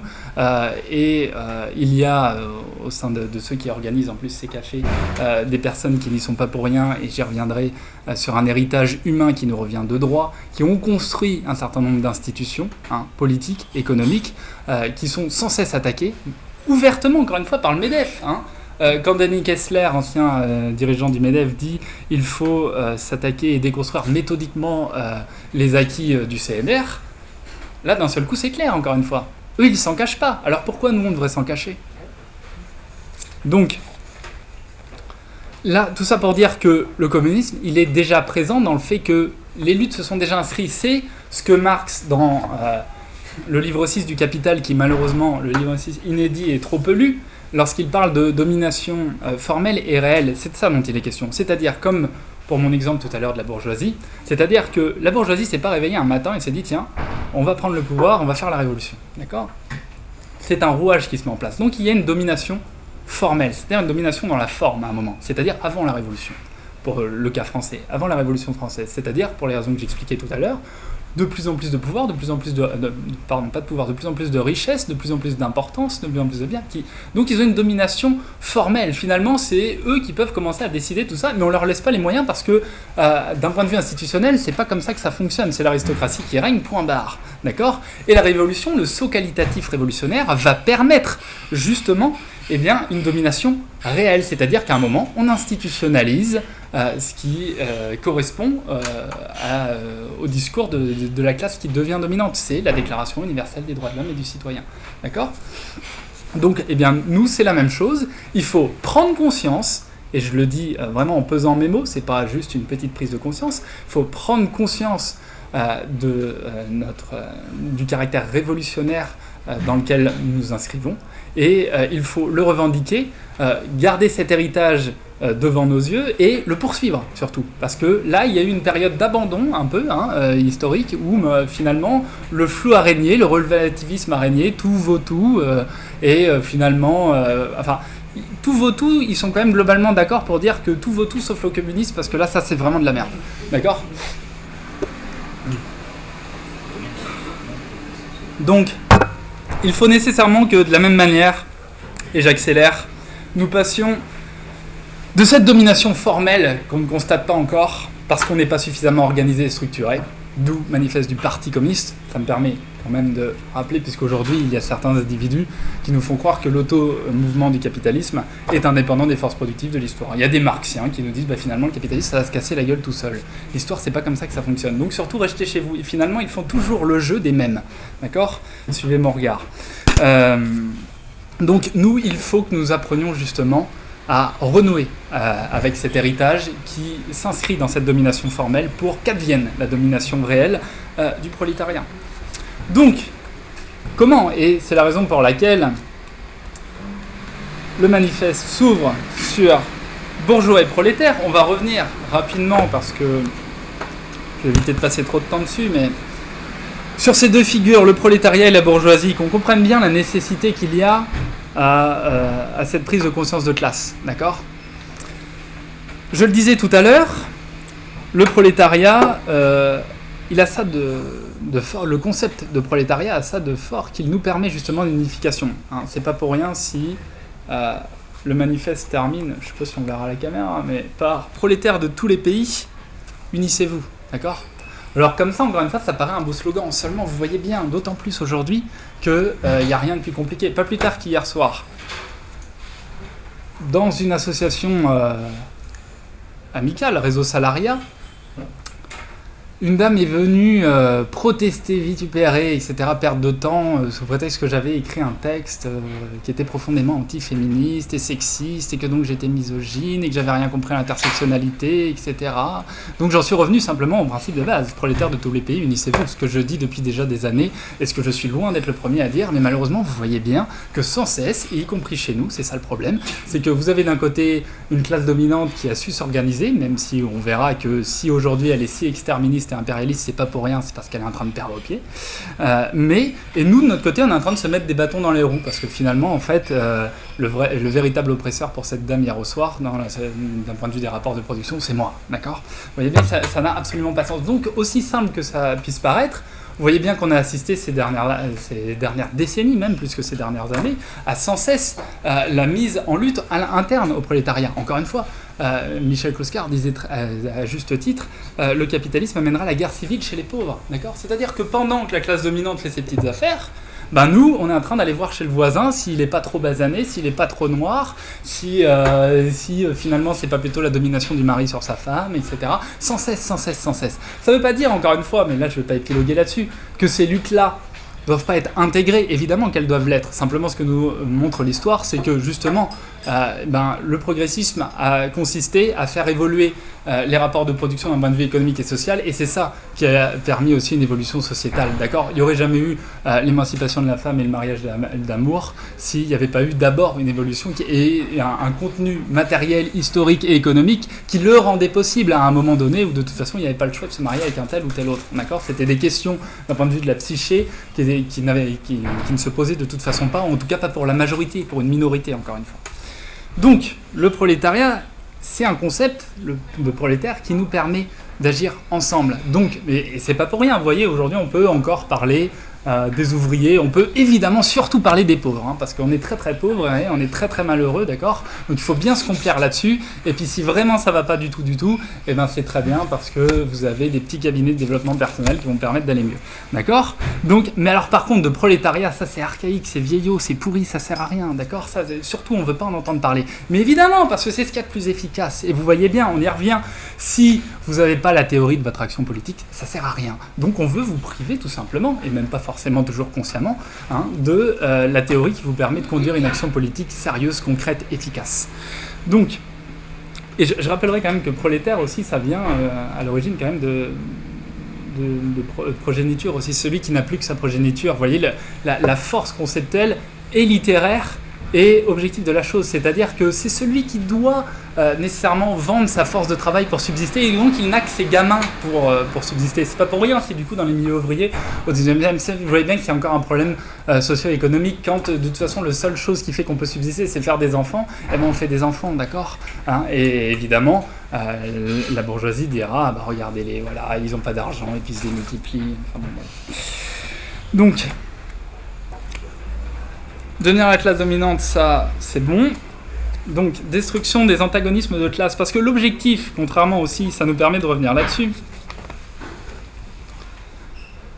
Je lis, si le prolétariat, dans sa lutte contre la bourgeoisie, se constitue nécessairement en classe, donc d'où la nécessité de ce parti de la classe ouvrière, s'il s'érige par une révolution en classe dominante, ce que je viens de vous dire, et comme classe dominante détruit par la violence l'ancien régime de production, il détruit en même temps que ce régime de production les conditions de l'antagonisme de classe. Il détruit les classes en général et par là même sa propre domination en tant que classe. Pourquoi je reviens là-dessus ? Parce que vous voyez bien qu'encore une fois, c'est bien la lutte des classes, un outil de mesure objective du développement social que Marx utilise pour parler du mode de production capitaliste, alors qu'on est sans cesse en train de nous faire le procès inverse. Ce serait nous les pas gentils qui voyons une lutte de classe là où en fait il y aurait que des gens qui seraient prêts à dialoguer gentiment avec nous. On a vu comment Macron dialoguait à coups d'ordonnance avec nous, il en a absolument rien à foutre, d'accord ? Donc ils sont pas là pour dialoguer, ils ont des intérêts de classe, point barre, mais le problème c'est qu'on a oublié que nous aussi. Et c'est avec ça qu'il faudrait absolument renouer. Justement, le principe du mouvement communiste, c'est d'abolir les classes sociales, d'accord ? Donc c'est justement pas de les ramener sans cesse sur le tapis. Si on le fait, c'est parce que le mode de production dans lequel nous vivons nous conduit à le faire. Et de l'autre, nous avons une bourgeoisie dont j'ai déjà parlé, qui se caractérise, et c'est là que ça devient intéressant, nous dit Lukács, par aussi la fausse conscience. C'est-à-dire qu'en fait, la capacité que nous devons déployer en tant que classe révolutionnaire, c'est justement cette prise de conscience de tout ce dont je suis en train de parler là aujourd'hui, où j'invente finalement pas grand-chose, puisque je ne fais que retranscrire ce que Marx et Engels disaient déjà. C'est-à-dire renouer et comprendre la nécessité de se structurer en tant que conscience prolétarienne. Là où la bourgeoisie finalement poursuit des intérêts, et quels sont ces intérêts ? Eh bien, entre autres, l'accumulation du capital, c'est-à-dire la recherche de toujours plus de profit, mais sans forcément être structurée en tant que telle, d'accord ? Elle n'a pas forcément intégré les conditions objectives de sa classe, d'accord ? Elle poursuit des intérêts individuels aussi qui se conjuguent les uns les autres, mais qui font qu'elle n'est pas organisée nécessairement comme telle, d'accord ? Elle l'a été pour prendre le pouvoir, mais aujourd'hui c'est déconstruit. Là où notre force à nous est justement de prendre acte de l'histoire dans son mouvement en totalité et de la faire nôtre et de modifier cela, d'accord ? Par contre, ce qu'il y a d'intéressant, c'est que malgré cette fausse conscience, on l'a vu, la classe dirigeante, elle introduit un principe antidialectique, c'est-à-dire qu'elle nous fait poser le discours qui est le sien, d'accord ? C'est-à-dire accepter tout simplement d'aller se vendre, par exemple, d'accord ? D'accepter, j'y reviens, qu'il y ait des partenaires sociaux, d'accepter tout ce que vous avez l'habitude d'entendre, d'accord ? D'accepter simplement des choses qui, probablement, j'espère, dans 200 ans, nous paraîtront complètement hallucinants. C'est-à-dire d'aller sur un marché du travail, se vendre comme il y avait un marché aux esclaves, finalement, et accepter qu'on vous maltraite n'importe comment, d'accord ? Et on accepte ça, d'accord ? On dit aux enfants, il faut que tu apprennes quand même à te vendre, il faut que tu réussisses, que tu machin, etc. Sans cesse, d'accord ? Et donc, c'est de ça dont il faut se défaire, ok ? C'est le même discours de la méritocratie, d'accord, qui revient encore une fois avec Macron.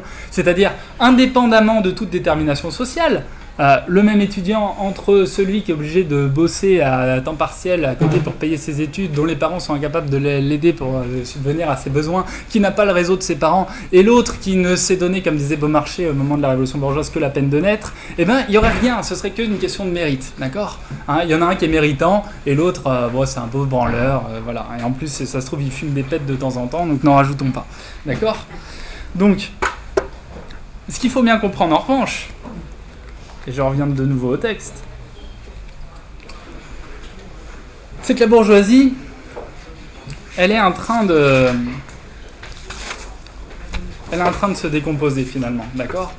Elle est en train de céder sa place, mais encore faut-il que nous soyons au rendez-vous, d'accord ? Parce que ça se fait pas tout seul, et je vais en vouloir pour preuve, pour terminer sur l'objectivité aussi, j'en veux pour preuve un article paru dans Natixis. Alors vous voyez, Natixis, c'est pas l'humanité, hein, d'accord, qui dit, vous pourrez vous y référer, ça date du 2 février 2018, la dynamique du capitalisme est aujourd'hui bien celle qu'avait prévu Karl Marx. C'est pas moi, hein, c'est Natixis, d'accord, on est bien d'accord.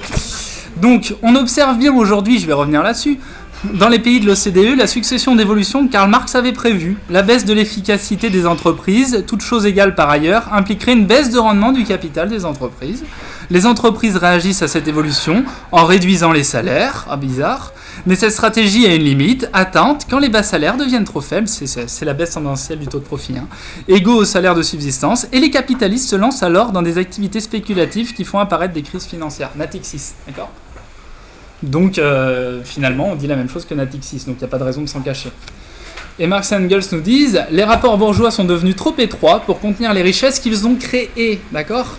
Parce que l'objectif, c'est le profit et c'est la surproduction, d'accord ? Enfin, la surproduction n'est pas un objectif, mais c'est ce à quoi ça conduit. C'est-à-dire qu'on produit des biens, non pas pour le commun, ce qui est le propre du communisme, de chacun selon ses moyens, selon ses moyens, à chacun selon ses besoins. Mais c'est que là, on produit dans un but de revendre, c'est ce que j'expliquais tout à l'heure avec le principe de valeur-travail.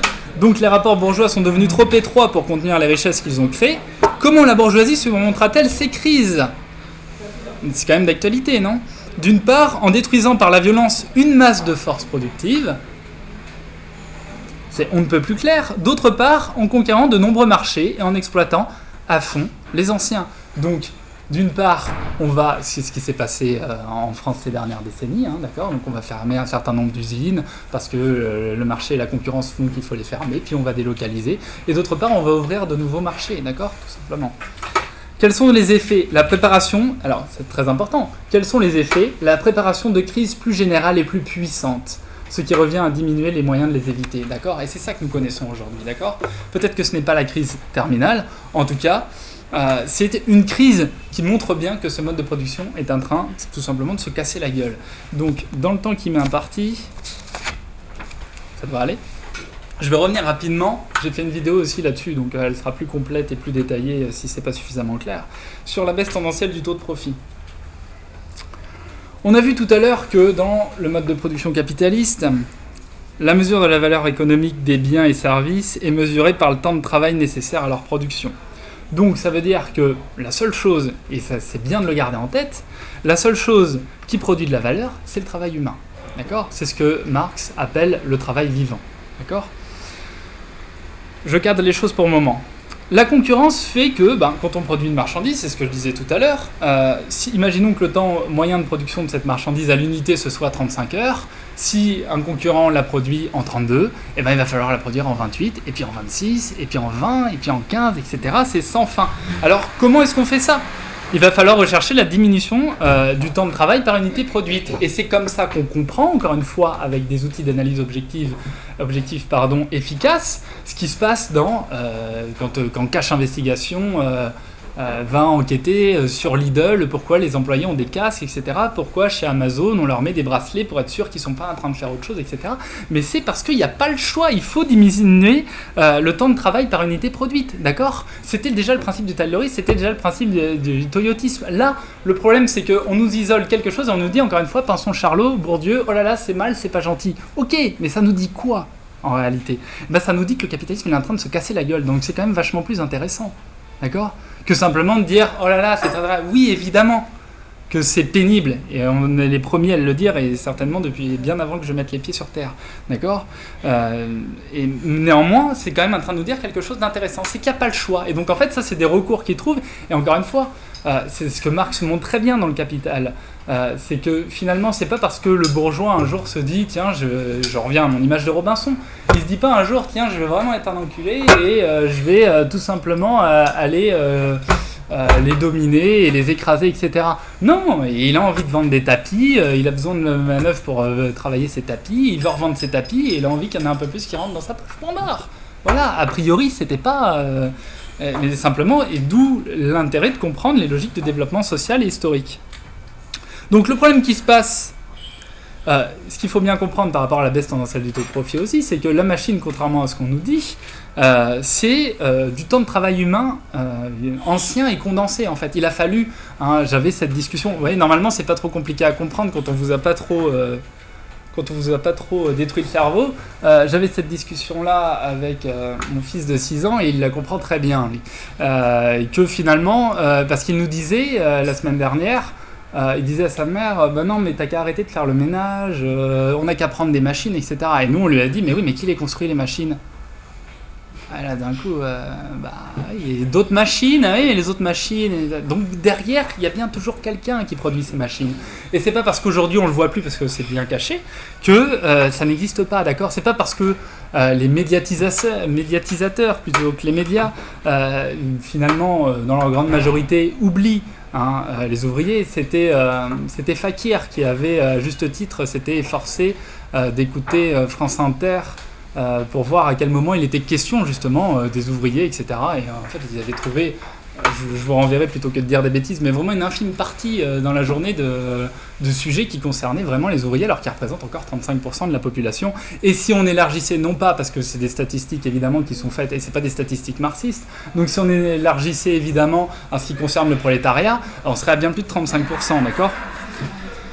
Donc, leur problème, c'est que le profit moyen, d'accord, c'est pas le profit constant, c'est le profit moyen et général, est sans cesse en train de diminuer, en même temps qu'il y a une prise de conscience de la classe comme classe révolutionnaire.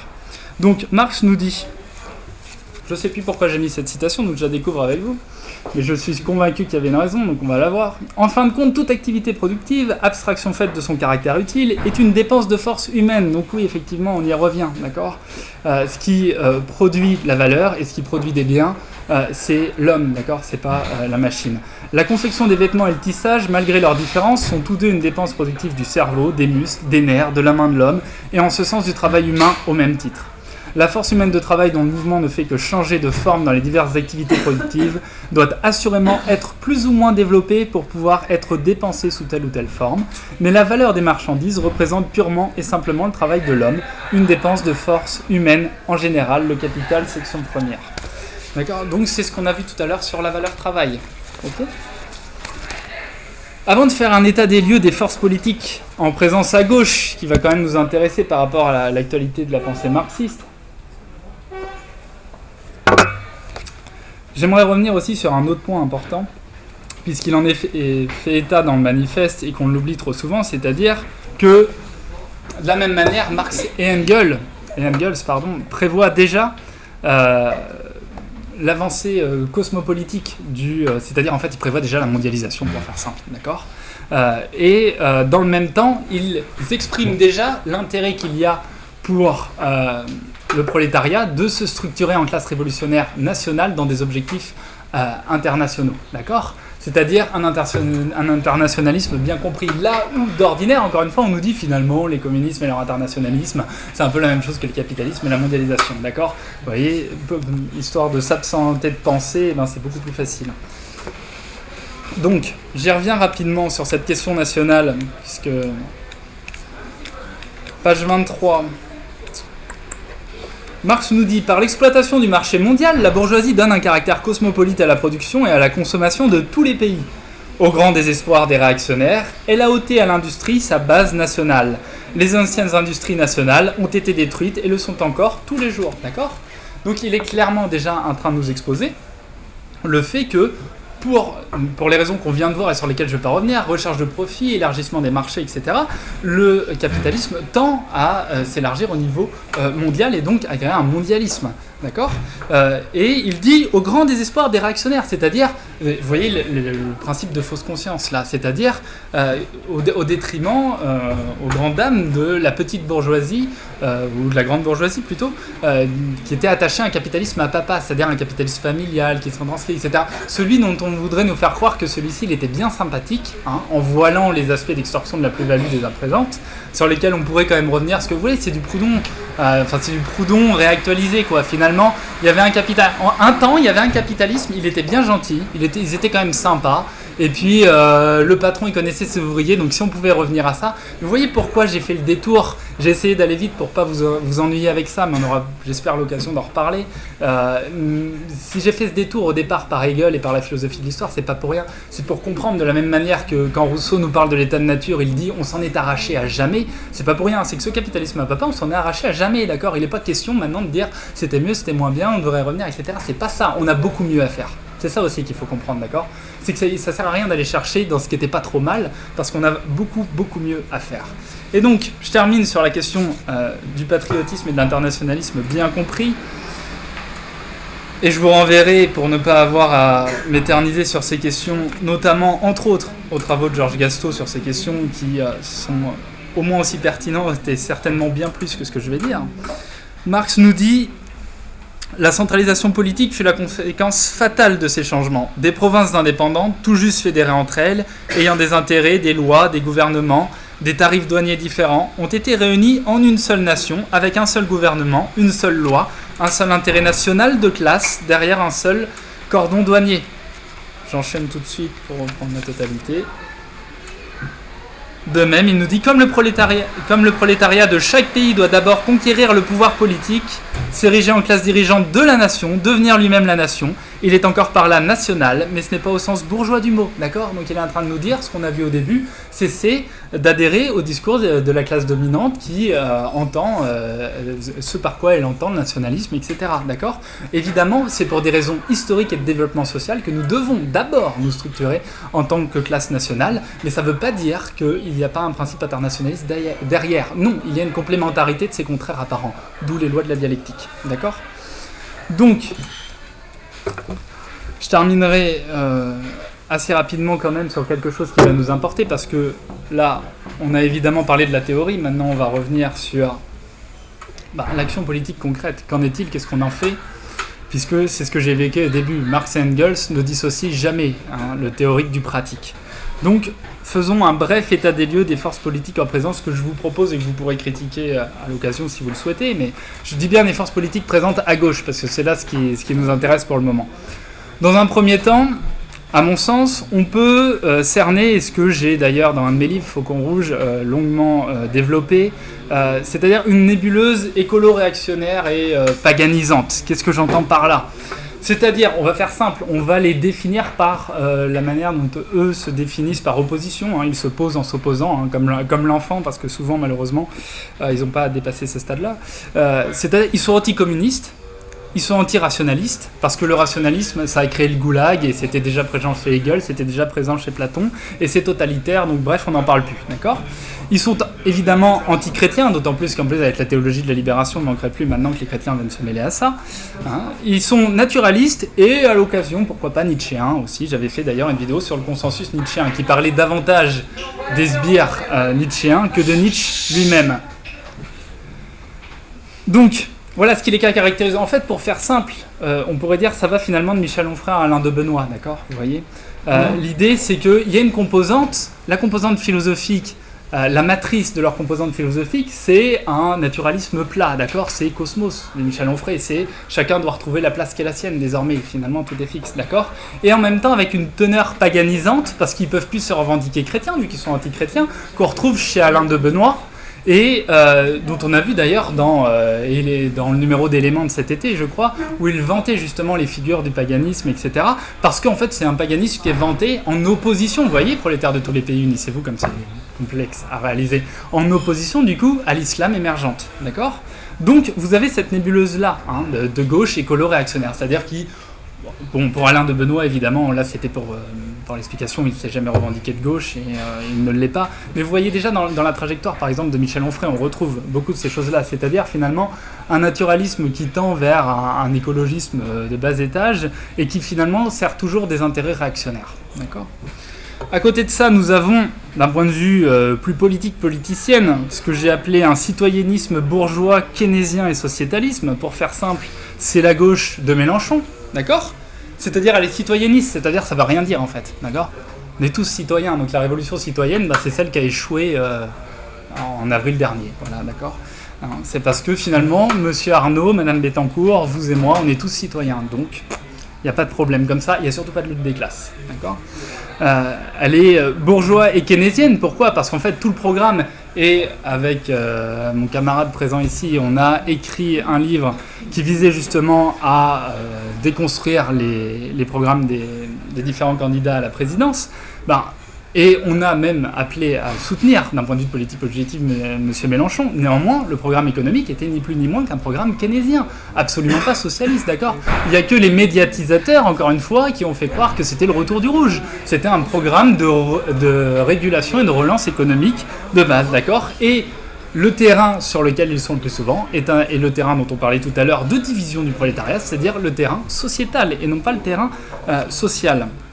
Et qu'on retrouve malheureusement dans le subjectivisme assumé, qui n'est que l'autre nom de l'individualisme capitaliste, du côté de ceux que j'ai qualifiés d'anticommunisme de gauche, qu'on retrouve par exemple chez un Usul, d'accord ? C'est-à-dire que, et je l'ai longuement critiqué en vidéo, c'est-à-dire que finalement, eh bien, on est de gauche parce que c'est sympa, d'accord ? Et que nous on a envie, mais on peut quand même en débattre, discuter avec les autres, parce qu'on n'aurait pas une théorie scientifique derrière, on avancera à tâtons comme ça, mais on est prêt à changer d'avis, il n'y a pas de souci, d'accord ? Vous voyez, la fausse apparence démocratique qui n'a aucun sens.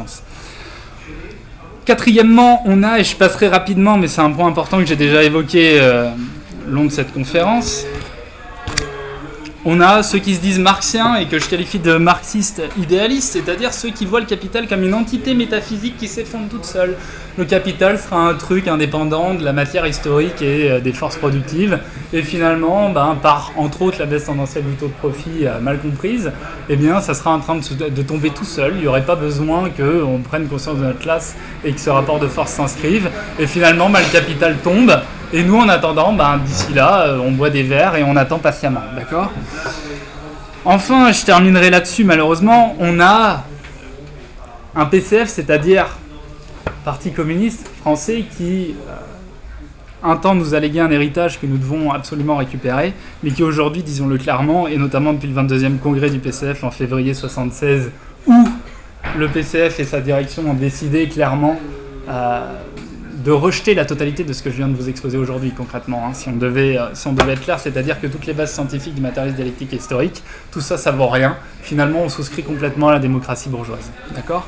Donc, on a un PCF qui est complètement moribond, qui vacille complètement tout en produisant une critique avec une fausse critique où il utilise lui encore les mots du capital, c'est-à-dire ce que je vous ai dit tout au long de cette conférence, c'est-à-dire on va aller militer et on va aller dans la rue pour dire il faut être solidaire avec les pauvres, il faut nous aider en tant que pauvres, etc. Mais finalement, jamais rien de concret, jamais rien d'efficace et surtout aucune structuration révolutionnaire, d'accord ?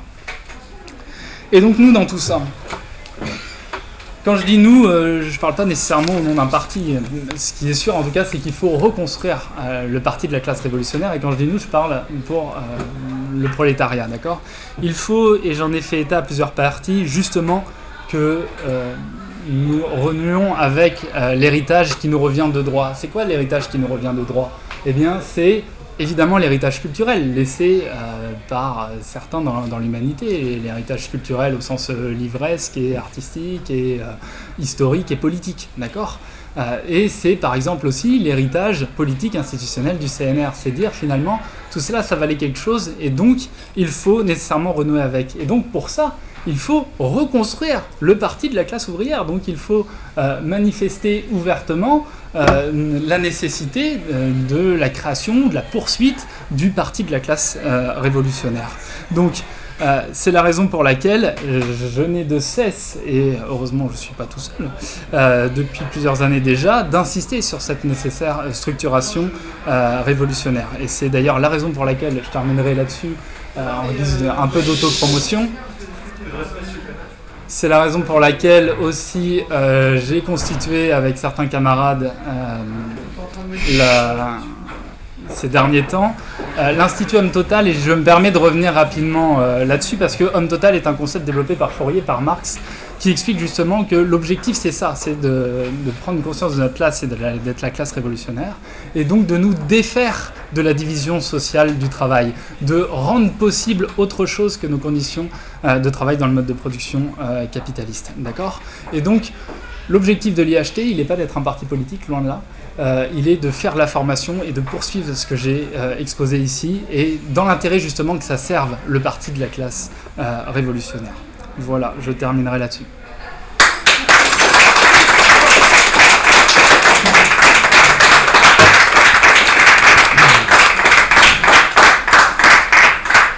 Merci Loïc pour cet exposé sur un texte qui est très connu, très court, et à propos duquel sont souvent rabâchées les mêmes choses. Donc le fait d'avoir une saucille, un pas dans l'actualité, dans l'actualisation, etc., c'était vraiment très apprécié. Donc maintenant, on peut passer à la séance des questions, s'il y a des camarades ici qui ont des questions à poser à Loïc Chéniaud, à propos de ce qu'il a dit ou à propos d'autres choses. Oui, Dominique. Bravo, je ne suis pas là pour évaluer. Merci à Loïc, en tout cas, qui est exhaustif sur une matière qui était pourtant bien dense et bien riche. Donc simplement, je n'ai rien à reprendre ce que tu viens de nous exposer. Je vais juste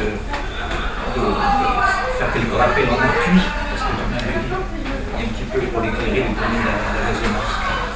Ça a été une très bonne idée, dès l'introduction aussi, une très bonne idée de commencer par élever l'activité conceptuelle en opposant la notion de prolétaire comme concept, non pas comme représentation. Parce que tout le monde a une représentation du prolétaire en bleu de travail, je sais pas. Marteau-piqueur. Oui, absolument.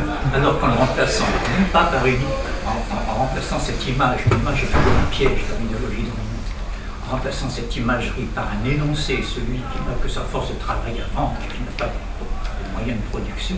Je rappelle le passage qu'il n'y a pas de la logique en face, qu'il y a aussi une certaine paysannerie qui possède la terre, qui est un prolétariat d'une certaine qui disparaît de plus en plus. Donc, c'était très bien de commencer par là. Pourquoi ? Parce que c'était ce qui est le plus actuel. Parce que tu fais coup double. D'abord, tu réhabilites la pertinence de l'activité théorique par cette abstraction concrète, qu'est la notion de prolétaire. Et tu luttes contre ce qu'il y a de plus pervers dans l'idéologie dominante, c'est de nous diviser dans la prolifération des identités. Tu as fait allusion aux hommes contre les femmes, les Corses contre les Français, les Hutus contre les Tutsis, les Chiites contre les Sunnites, vous voyez, tout ça est innocent, il ne faut aucun mort, comme par hasard, tout ça est innocent. C'est ce qui ravage la planète actuellement, tous ces conflits. Et donc, pour sortir de ce cauchemar, c'est une œuvre à la fois positive, pacifique et mobilisatrice que de revenir au concept de prolétaire en l'élargissant, qu'il ne soit pas lié à une vision. Quelqu'un qui a un look, une imagerie de prolétaire, mais qui possède une petite machine à plastifier les cartes d'identité, est moins prolétaire que celui qui a peut-être une cravate, mais qui va être au chômage demain, et qui n'a que ça, qui n'a que son salaire. Voilà. Donc c'était une excellente idée de commencer par là. Et aussi par la lutte des classes, en faisant un petit flashback de Marx sur Hegel, violent ainsi, l'interdit qu'on nous a fait depuis, comme tu sais, du découplage de Marx et de Hegel, pas beau, qui n'est pas pour rien de la disparition du PC, de l'activité intellectuelle. Je suis en train de rappeler que tu l'as basé sur la notion de lutte des classes, et je voudrais juste ici rappeler le positionnement fondamental de Rousseau, non pas pour remplacer des noms propres par des noms propres, parce qu'on pourrait aller de Rousseau, de Marx à Hegel, de Hegel à Rousseau, puis jusqu'à Platon, et rapide en premier, c'est pas ça. Et c'est parce qu'avec Rousseau, on est contemporain des deux craquements révolutionnaires qui font ce que nous sommes encore, la révolution industrielle anglaise et la révolution politique française. Nous sommes contemporains de cela. Or, Rousseau, dans la troisième lettre à Malesherbes, est le premier qui formule la lutte des classes comme principe même de l'anthropologie. Lorsqu'il dit « Je cherchais quelques lieux sauvages dans la forêt », vous voyez, il va faire de l'écologie, mais pas l'abject écologisme d'aujourd'hui, qui est une négation de l'histoire et de haine de l'homme qu'on apprend à nos enfants par tous les plateaux médiatiques, en glorifiant les grenouilles. Mais au contraire, Rousseau dit je cherchais quelques lieux sauvages où rien ne montrant la main de l'homme, si j'arrête là, c'est de la misanthropie, mais je continue, et Rousseau continue, n'annonça la servitude et la domination. C'est la première fois que le maître et l'esclave entre en scène à une théorie anthropologique. Et au bon moment. Car ça va donner immédiatement dans la génération d'après la maître et l'esclave de Hegel, et bien sûr ce que Marx va en faire. Voilà. Troisième chose peut-être un peu plus amusante. J'ai abordé la propriété, c'est pas un sujet amusant en soi. Mais tout de même, il n'est pas question de mettre en commun nos femmes. Il y a plus inaliénable que les femmes, c'est nos brosses à dents. Parce que nos femmes peuvent nous quitter, doivent nous quitter, des fois, en étant de mariole. Mais, pas nos brosses à dents quand même. Je rappelle quand même que l'accusation que les communistes veulent partager une femme, c'est vieux, bien. Alors là, on peut remonter au Qatar, au Vaudois, au Hussite. Chaque fois qu'il y a eu des hérésies, on vous fait croire que c'est des luttes religieuses, ça.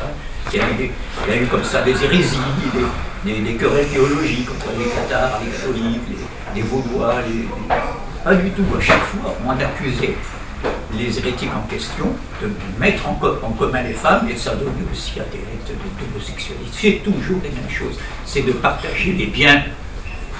C'était ça qui était impardonnable. Même en Corse, c'est un peu moins connu, là, c'est les Joe Banal, ils ont tous été brûlés dans une église, 200 à la fois, c'est un peu moins connu, c'est pour ça que j'en parle. Voilà, au IIe siècle. Donc, il ne faut pas trop plaisanter avec ça, c'est sérieux. La propriété des femmes, c'est toujours par là qu'on accuse, en fait, ce qui est la communauté des biens. Car Marx le dit, la première division du travail, c'est l'homme et la femme, dès le manuscrit de 44, comme on va oublier. Voilà. Et ma foi, c'est tout, je ne vais pas monopoliser. Et par rapport au concept de prolétariat utilisé, ceux qui n'ont que leur force de travail pour vivre, il y a aussi autre chose, qui, à mon avis, est important pour l'actualisation de la lutte des classes, parce qu'il y a un phénomène relativement récent qui est l'hégémonie des classes moyennes et leur progressive autonomisation, d'ailleurs, qui est ceux qui n'ont que leur force de travail pour vivre, et ceux qui n'ont à perdre que leur chaîne. Oui, je n'ai pas dit ça. Non, je crois pas. Parce que moi, je suis malade. Oui, bien sûr. C'est là où on fait la distinction. Est-ce que parce que on est salarié ou parce que on n'a pas les moyens de production, on est forcément prolétaire? C'est une question qu'il faut poser. Celui qui n'a que ses chaînes à perdre. Je pense pas. Par exemple, je sais pas moi, l'avocat, j'ai rien contre l'avocat en lui-même, mais un avocat qui n'a pas les moyens de production dans les mains, c'est pas pour autant un prolétaire. Je prends un concept limite là. Tout à fait. Par contre, il y en a qui ont... L'avocat a gagné, évidemment, avec la révolution prolétarienne, ça c'est évident. Mais il a quelque chose à perdre. Bien sûr. Momentanément. Une charge, c'est plus qu'un salaire. Voilà. Donc c'est juste... Tout à fait, bien sûr. L'important, c'était de remplacer l'imagerie par un prédicat. Je vous laisse donner la parole. Vas-y. Je vais poser une petite question à Louis. Les gens qui pensent, comme Francis Cousin, je sais que ça vous embête d'entendre parler de lui, que le capitalisme est une entité, on va dire, autonome, sur quel moment historique on peut se baser pour démontrer que les révolutions étaient autre chose que la révolution du néolithique et la révolution industrielle, quoi. voyez ce que je veux dire? Oui, t'es autre chose Sur quel que... moment une lutte des classes aboutit? Sur quel moment historique on pourrait se baser pour montrer que ce n'est pas des révolutions qui sont faites naturellement par des révolutions industrielles, parce que c'est un moment... Oui, je comprends. Peut-être que Gilda serait plus à même de répondre que moi. Il y a un bouquin, moi j'ai la tête rouillée pour le dire. Non, attends. J'attends des bribes, pardon. Hein. Non, mais... bon, moi, je prends un exemple simple. Après, je retranscris la question et tu complètes si nécessaire. La question, elle est à quel moment, dans l'histoire, quel exemple historique on pourrait prendre, tu me dis si je me trompe, qui nous prouverait que justement la révolution, elle est le fruit d'une lutte des classes et d'un changement dans les rapports de domination, etc. Et non pas le fait que ce soit parvenu tout seul, comme le font certains marxiens, etc. Mais par exemple, on le voit, il n'est pas question ici nécessairement de révolution au sens où on l'entend d'habitude, mais quand à la sortie de la Seconde Guerre mondiale, le CNR se met en place, là on a bien un rapport de force qui s'inscrit et qui modifie les institutions et qui permet d'avoir notamment le statut des cheminots aujourd'hui qui est complètement remis en cause, par exemple le statut de la fonction publique, etc. Donc ça c'est pas apparu par miracle, quoi. C'est pas le capital qui d'un coup a concédé, a s'est dit tiens on va créer le statut de la fonction publique, d'accord. Donc ça c'est qu'un exemple, mais en fait c'est valable à chaque fois. Et quand je parlais tout à l'heure de la bourgeoisie, il en allait de même. Enfin, après je sais pas, peut-être que mes camarades ou Gilda... Pierre Villon qui était donc le communiste qui était présent au centre du Conseil national de la résistance, en discutant avec mon père, donc mon ami, lui a dit combien ça avait été difficile. En fait, on a l'impression que tout a été voté à l'unanimité, que tout le monde était tout à fait d'accord pour accepter la sécurité sociale, les retraites, etc. Et Pierre Villon a dit que c'était un combat de chaque jour, de chaque heure, de chaque mot, de chaque virgule, pour faire accepter toutes ces lois-là. À un moment où ça a été accepté, à un moment où la France n'avait pas du tout, je dirais, la puissance économique, enfin en tout cas le pognon qu'il y a aujourd'hui. Et ça a été quand même accepté. Donc ça veut dire qu'à un moment donné, lorsqu'une décision peut être réellement prise, ça n'est pas forcément en rapport avec ce qui est accepté ou pas, puisque même les personnes qui... Quand il y a un film, donc Les Jours Heureux, on entend Cordier, donc, qui était le secrétaire qui dit à l'époque, les gens de droite étaient beaucoup plus à gauche que les gens de gauche d'aujourd'hui. Donc c'est dire qu'à un moment donné, quand il y a une véritable volonté d'avancer, on peut arracher, effectivement. Il avait fallu 50 000 noirs et l'armée rouge. Voilà. Oui, alors mais pas loin. Et d'un point de vue... du pays aussi. D'un point de vue, bon, je voulais aussi rebondir sur l'armée rouge, mais c'était... non, mais c'est ce passage-là qui... d'un point de vue historique, les livres de Friot, et notamment Vaincre Macron, là-dessus, te montrent très bien que c'est des syndicats forts et un parti communiste fort qui permettent justement de dégager ce que nous connaissons aujourd'hui. Et c'est justement... se positionner à l'encontre de l'idée selon laquelle ce serait l'État-providence. Tu vois. Là, encore une fois, on est dans le fait d'épouser le discours de la classe dominante. D'accord ? On nous a vendu un État-providence. C'est-à-dire, on retombe dans ces pseudo-théories marxistes-là. C'est d'un seul coup, l'État, on ne sait pas qui, aurait donné des droits comme ça par miracle. Quoi. Ben non, il n'y a pas d'État-providence. Il y a des acquis sociaux, des conquêtes sociales. Et celles-ci, il faut les poursuivre. Quoi. Moi, Loïc, justement, comme tu le sais, j'étais en train de travailler sur 1848, la révolution en France, puisque à quelques jours près, après que le manifeste soit sorti, a éclaté donc la révolution de février ici, donc les journées de février, puis les journées de juin, mais ça a été émaillé pendant tous les mois. Il y a eu par les combats de février des acquis contre lesquels, évidemment, le patronat s'est immédiatement... Enfin, c'est ce que je viens d'écrire parce que ça m'a paru être une évidence dans ce que j'ai vu pour 1848, et puis en 1936, et puis justement avec le CNR, c'est qu'à chaque fois qu'il y a eu des conquêtes qui ont laissé sur le tapis des centaines, voire des milliers de personnes, à chaque fois le patronat a fait un travail de sape, voire une véritable guerre civile, et c'est le cas au mois de juin, une véritable guerre civile, pour pouvoir une guerre de classe, une guerre servile, disait Tocqueville, en parlant de celle de 1848, une véritable guerre pour récupérer ce qu'on vient de l'arracher. Donc ça veut dire qu'à chaque fois, c'est une véritable conquête qu'il faut entreprendre pour aller de l'avant, et que non, comme vous disiez, ben, ça ne tombe pas du ciel, ça ne va pas s'effondrer tout seul, comme une vieille baraque pourrie. Non, ce sont des complexes sociales. Juste un truc, je pensais tout à l'heure, tu parlais de la réduction du temps de travail, et bon, voilà, il y a tous ces grands personnages-là qui en ont parlé, mais en travaillant sur 48, j'ai découvert des tas de gens, mais totalement inconnus du grand public, etc. Et l'un d'entre eux, donc, ça m'était rappelé sur le site, et c'était un gars du côté d'Avignon, Morières-les-Avignon, il s'appelait Agricole Perdiguier. Et il a fait un discours à un moment donné, donc le 8 septembre, après que tout se soit effondré, qu'il criait, et on avait retiré, il y avait eu un combat en février pour faire descendre le temps de travail à 10 heures, ça n'a pas tenu. Hop, dès le mois de juin, quand on a eu le ratiboisé tout le monde, on a remis le temps de travail donc à 12 heures. Et il est venu se battre à la tribune en disant, non, c'est un des rares qui a été élu, en disant non, il faut garder, et il y a un très haut discours d'Agricole Perdiguier où il dit à un moment donné, on fait travailler les Anglais, et quand le patron anglais dit « Ah ben vous comprenez, les Français, ils arrivent à faire ça, nous si on travaille un peu plus, avec un peu moins d'argent, on va réussir. Sinon, attention, on ferme la boutique, hein, et vous aurez plus de travail, plus de peine. Hein. » Donc du coup, les ouvriers acceptent. Du coup, les Français, on leur dit « Ben dites, les autres, ils me font pour 28 sous, maintenant si vous ne travaillez pas moins, on ferme ici aussi. Hein. » Et c'est ainsi que dit Agricole Perdiguier, les ouvriers se tuent les uns les autres. Et la phrase est extrêmement prenante. Donc pour les terres de PPU, c'est où? Voilà, donc pour les terres de PPU, Et le livre 3 du Capital, inachevé, mais termine sur la nécessité de la réduction du temps de travail aussi. Donc c'est pas pour rien, et ça rejoint ta question, parce que là aujourd'hui on parle du manifeste du Parti communiste, c'est un nom qu'il prend aussi plus tardivement, mais au début il existe bien une Ligue des Justes qui devient une Ligue des communistes, c'est-à-dire qu'on est déjà organisé, on est déjà structuré, indépendamment de ce que sont en train de nous dire des personnes comme celles que tu citais tout à l'heure, sans quoi, a priori ça viendrait tout seul, il suffirait de produire de la critique dans son coin et ça deviendrait. Non, c'est faux, c'est complètement faux, d'accord. Ou alors qu'ils ne prétendent pas avoir lu Marx. Parce qu'au bout d'un moment, on voit bien là, aujourd'hui, je n'ai fait que citer Marx. C'est pas moi qui suis en train de parler de ça, d'accord.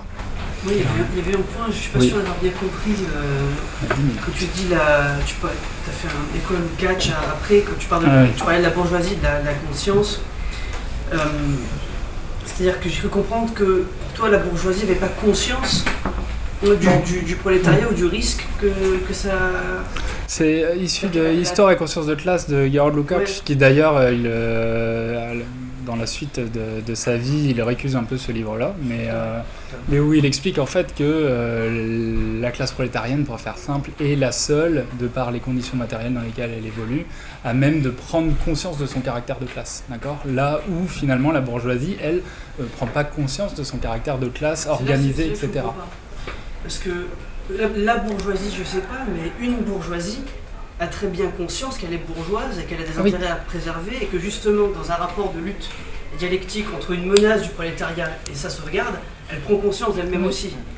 Et aujourd'hui, on a clairement des gens qui sont d'ailleurs même marxiens ou marxistes, puisque Macron nous a dit lisez Karl Marx, et Nathalie aussi, qui sont en fait, qui se cooptent, qui se connaissent, qui sont très solidaires entre eux, qui sont dans des réseaux communs, dans des écoles communes, et qui en fait se protègent, et qui se passent des collectivistes, les mecs, et c'est des bourgeois. Donc il y a vraiment une bourgeoisie aujourd'hui qui est très très très solidaire et qui est très constituée et qui a bien conscience de ce qu'elle est. C'est ce que je disais avec Warren Buffett, avec Natixis, etc. Nathalie a écrit une biographie sur Marx. Oui. Oui. D'où l'objectivité. Le conseil aux jeunes, c'est lisez le Capital. Oui, puis Natixis. C'est drôle. Mais t'étais pas là au moment où j'ai cité Mais Natixis. Par rapport au tas de Lukács, je pense que c'est le rapport entre conscience et parti, où il dit c'est le seul classe sociale qui a besoin d'un parti comme organisation. Ah, oui. Ce qui fait que d'ailleurs pendant la Révolution française, la bourgeoisie n'avait pas besoin d'un parti constitué en tant que tel. Il était déjà avec la noblesse de Rome, il avait déjà investi tous les domaines de la culture, etc. On partait pas de rien. Là on part de rien, c'est pour ça d'ailleurs que le prolétariat est la classe qui est destinée à abolir tous les antagonismes de classe, parce que on ne peut pas faire plus aliéné. Oui, je sais, je comprends, oui. Mais je pense que c'est plus par rapport à la question de la parti. structuration. Et d'ailleurs, c'est lié avec la question de Vlad lorsqu'il dit est-ce que ça va s'effondrer tout seul? C'est lui, camarade. Lorsqu'il dit et quid des types qui disent que ça va s'effondrer tout seul? C'est que déjà c'est très pratique de dire ça, c'est moi tout Cousin seul. qui dit. Ça permet Révisionner. de faire sa vie sans militer, voilà, Il y clairement. a même Jacques Ellul, des gens comme ça qui disent. Oui, voilà. Ouais, ouais. Ben, c'est facile. C'est facile. du gauchisme. Et une petite anecdote, j'ai un ami qui est dans le milieu du cinéma et qui connaît, je crois que c'est Denis Kessler, du MEDEF, qui a été foucaldien et maoïste. Donc pendant un moment, on était au bar, etc. On discute de ça, de Foucault, je sais plus quoi, parce qu'il me disait qu'il y avait encore la bande à Foucault dans le quartier latin qui vivotait encore, avec toute la mondanité qui va avec. Et il me dit, tiens d'ailleurs, je connais Denis Kessler, il est maoïste, et je l'ai vu il y a pas longtemps, et il m'a dit, ah ouais, je suis toujours Mao. Mais je pense que réellement ce type, alors je sais pas si le type le dit comme ça, est sincère ou c'est juste pour frimer, mais c'est possible qu'il y pense et qu'il se croit Mao lui-même en disant après tout je dérégule et comme ça le capitalisme va s'effondrer. Enfin je sais pas, peut-être le mec se fait une petite frayeur. Mais à partir du moment où t'es pas organisé, tu peux pas te dire maoïste, tu peux pas te dire marxiste et tu peux pas prétendre que ça va s'effondrer tout seul. Et je sais très bien que ça va pas s'effondrer tout seul. Il y aura toujours des combines, des retouches les plus dégueulasses soient-elles. Pour que ça s'effondre pas tout seul, t'inquiète pas qu'ils te feront la carrière jusqu'au bout. Ils vont pas laisser tomber la clé de la porte et dire ramasse-la. Ça s'est jamais passé comme ça. C'est pareil même lorsque j'ai une amie qui est en études de journalisme et elle m'a interviewé sur la Révolution d'octobre et elle me disait et la violence. Alors est-ce que aujourd'hui vous pensez qu'il faut utiliser encore la violence? Mais c'est une question qui n'a pas de sens parce que ça montre bien que la fille ne comprend pas historiquement, n'a aucune conscience historique. Qu'on me donne un exemple. Un seul, une classe dominante donne la main, c'est comme un truc de relais, ça n'existe pas. Ça n'existe pas. C'est la seule histoire connue. Ça n'existe pas, et c'est pour ça que la question, oui, mais la violence alors, ça ne veut rien dire en fait. Historiquement, aucune classe dominante n'a laissé les clés sans s'accrocher jusqu'au bout. Ceci dit, sur la structuration de lutte et sur le passage à un moment violent et comment se structurer parce que malheureusement la question de la révolution c'est une question de violence, c'est une question d'armes, historiquement, hein, ça pose problème aussi, c'est quelque chose à penser pour aller au bout de la question. Mais la violence elle est là, elle est quotidienne, elle est permanente et le capital. Non mais je te parle d'une violence permanence, qui est contre, qui est anticapitaliste, qui est communiste. Oui, mais elle n'est que le reflet d'une violence qui est déjà dans le présent. Et surtout, il faut qu'elle soit structurée, sinon ça donne les brigades rossées, Ben c'est ça. sinon ça donne action directe. Les mecs infiltrés, voilà, ou les types au Danemark, des groupuscules d'extrême gauche pour désinguer le Parti communiste danois en les dépassant sur la gauche, en disant regardez comment c'est des barbares. Et effectivement, les types, enfin, c'est des paumés, tu vois, genre tu te mets à 4 pour flinguer un type, t'inquiète pas que dans l'opinion ça va se ressentir, mais ça va. La sympathie pour les communistes va chuter durablement, quoi. Mais par rapport au fait des classes dominantes qui ne veulent pas lâcher le pouvoir, je sais pas, t'as des figures mythiques de ça, Chronos qui mange ses fils, le tableau de Goya, c'est ça? Ouais, c'est ça. Oui, tout à fait. C'est... Plutôt différentes représentations. Oui, mais à la fois c'est vraiment, c'est vraiment le pouvoir, si tu veux, la représentation de la classe dominante qui est désespérée de perdre pied, comme tu as si bien dit. Ce qui est très bien vu dans le cas de Chronos, c'est que c'est un pouvoir aveugle. Il avait des cailloux comme ça, sans souci. On flingue tout ce qu'on a en face, vu qu'on ne sait plus quoi faire. Je voudrais juste un petit complément de réponse à la question de Mehdi sur votre classe et conscience et classe, pardon, parce que c'était bien répondu, sauf une chose, c'est qu'il faut quand tu étais bien argumenté quand tu as dit le capital historique s'organise, on voit bien, ses lobbies, ses organisations, et ces associations au niveau national, européen, international, mondial, il ne faut pas confondre la position de classe du capital avec sa conscience de classe. Il peut avoir une activité de classe sans être conscient de tout ce que représente sa classe sociale. Dans sa relation amoureuse, il oublie complètement qu'elle est aussi due à des luttes de classe. Par exemple, dans les choix amoureux qu'il impose aux jeunes, par exemple. Aux jeunes dans les plateaux médiatiques, etc., ou dans les choix musicaux qu'il ne faut pas oublier, qu'il exerce aussi, mais ça, il n'en est pas conscient. C'est domination culturelle. Voilà, il y a un inconscient de classe qui est aussi inconscient pour la bourgeoisie, et c'est là que le prolétariat est le plus conscient de ses propres déterminations de classe. Voilà, 215. Parce que c'est celui qui a le moins de résistance, de raison de résister à les connaître. Ouais. Par rapport à ça, il y a eu un rapport qui est sorti dernièrement, t'as vu? Pardon? Il y a eu un rapport qui est sorti dernièrement, là pour le coup chiffré, nanana, où c'est vraiment l'autonomisation de toute cette sphère qui de plus en plus se coupe, même dans, enfin, je vais utiliser un terme documentalier, enfin animaliste, dans la reproduction, enfin, dans l'accouplement, quoi. Bien sûr, bien sûr.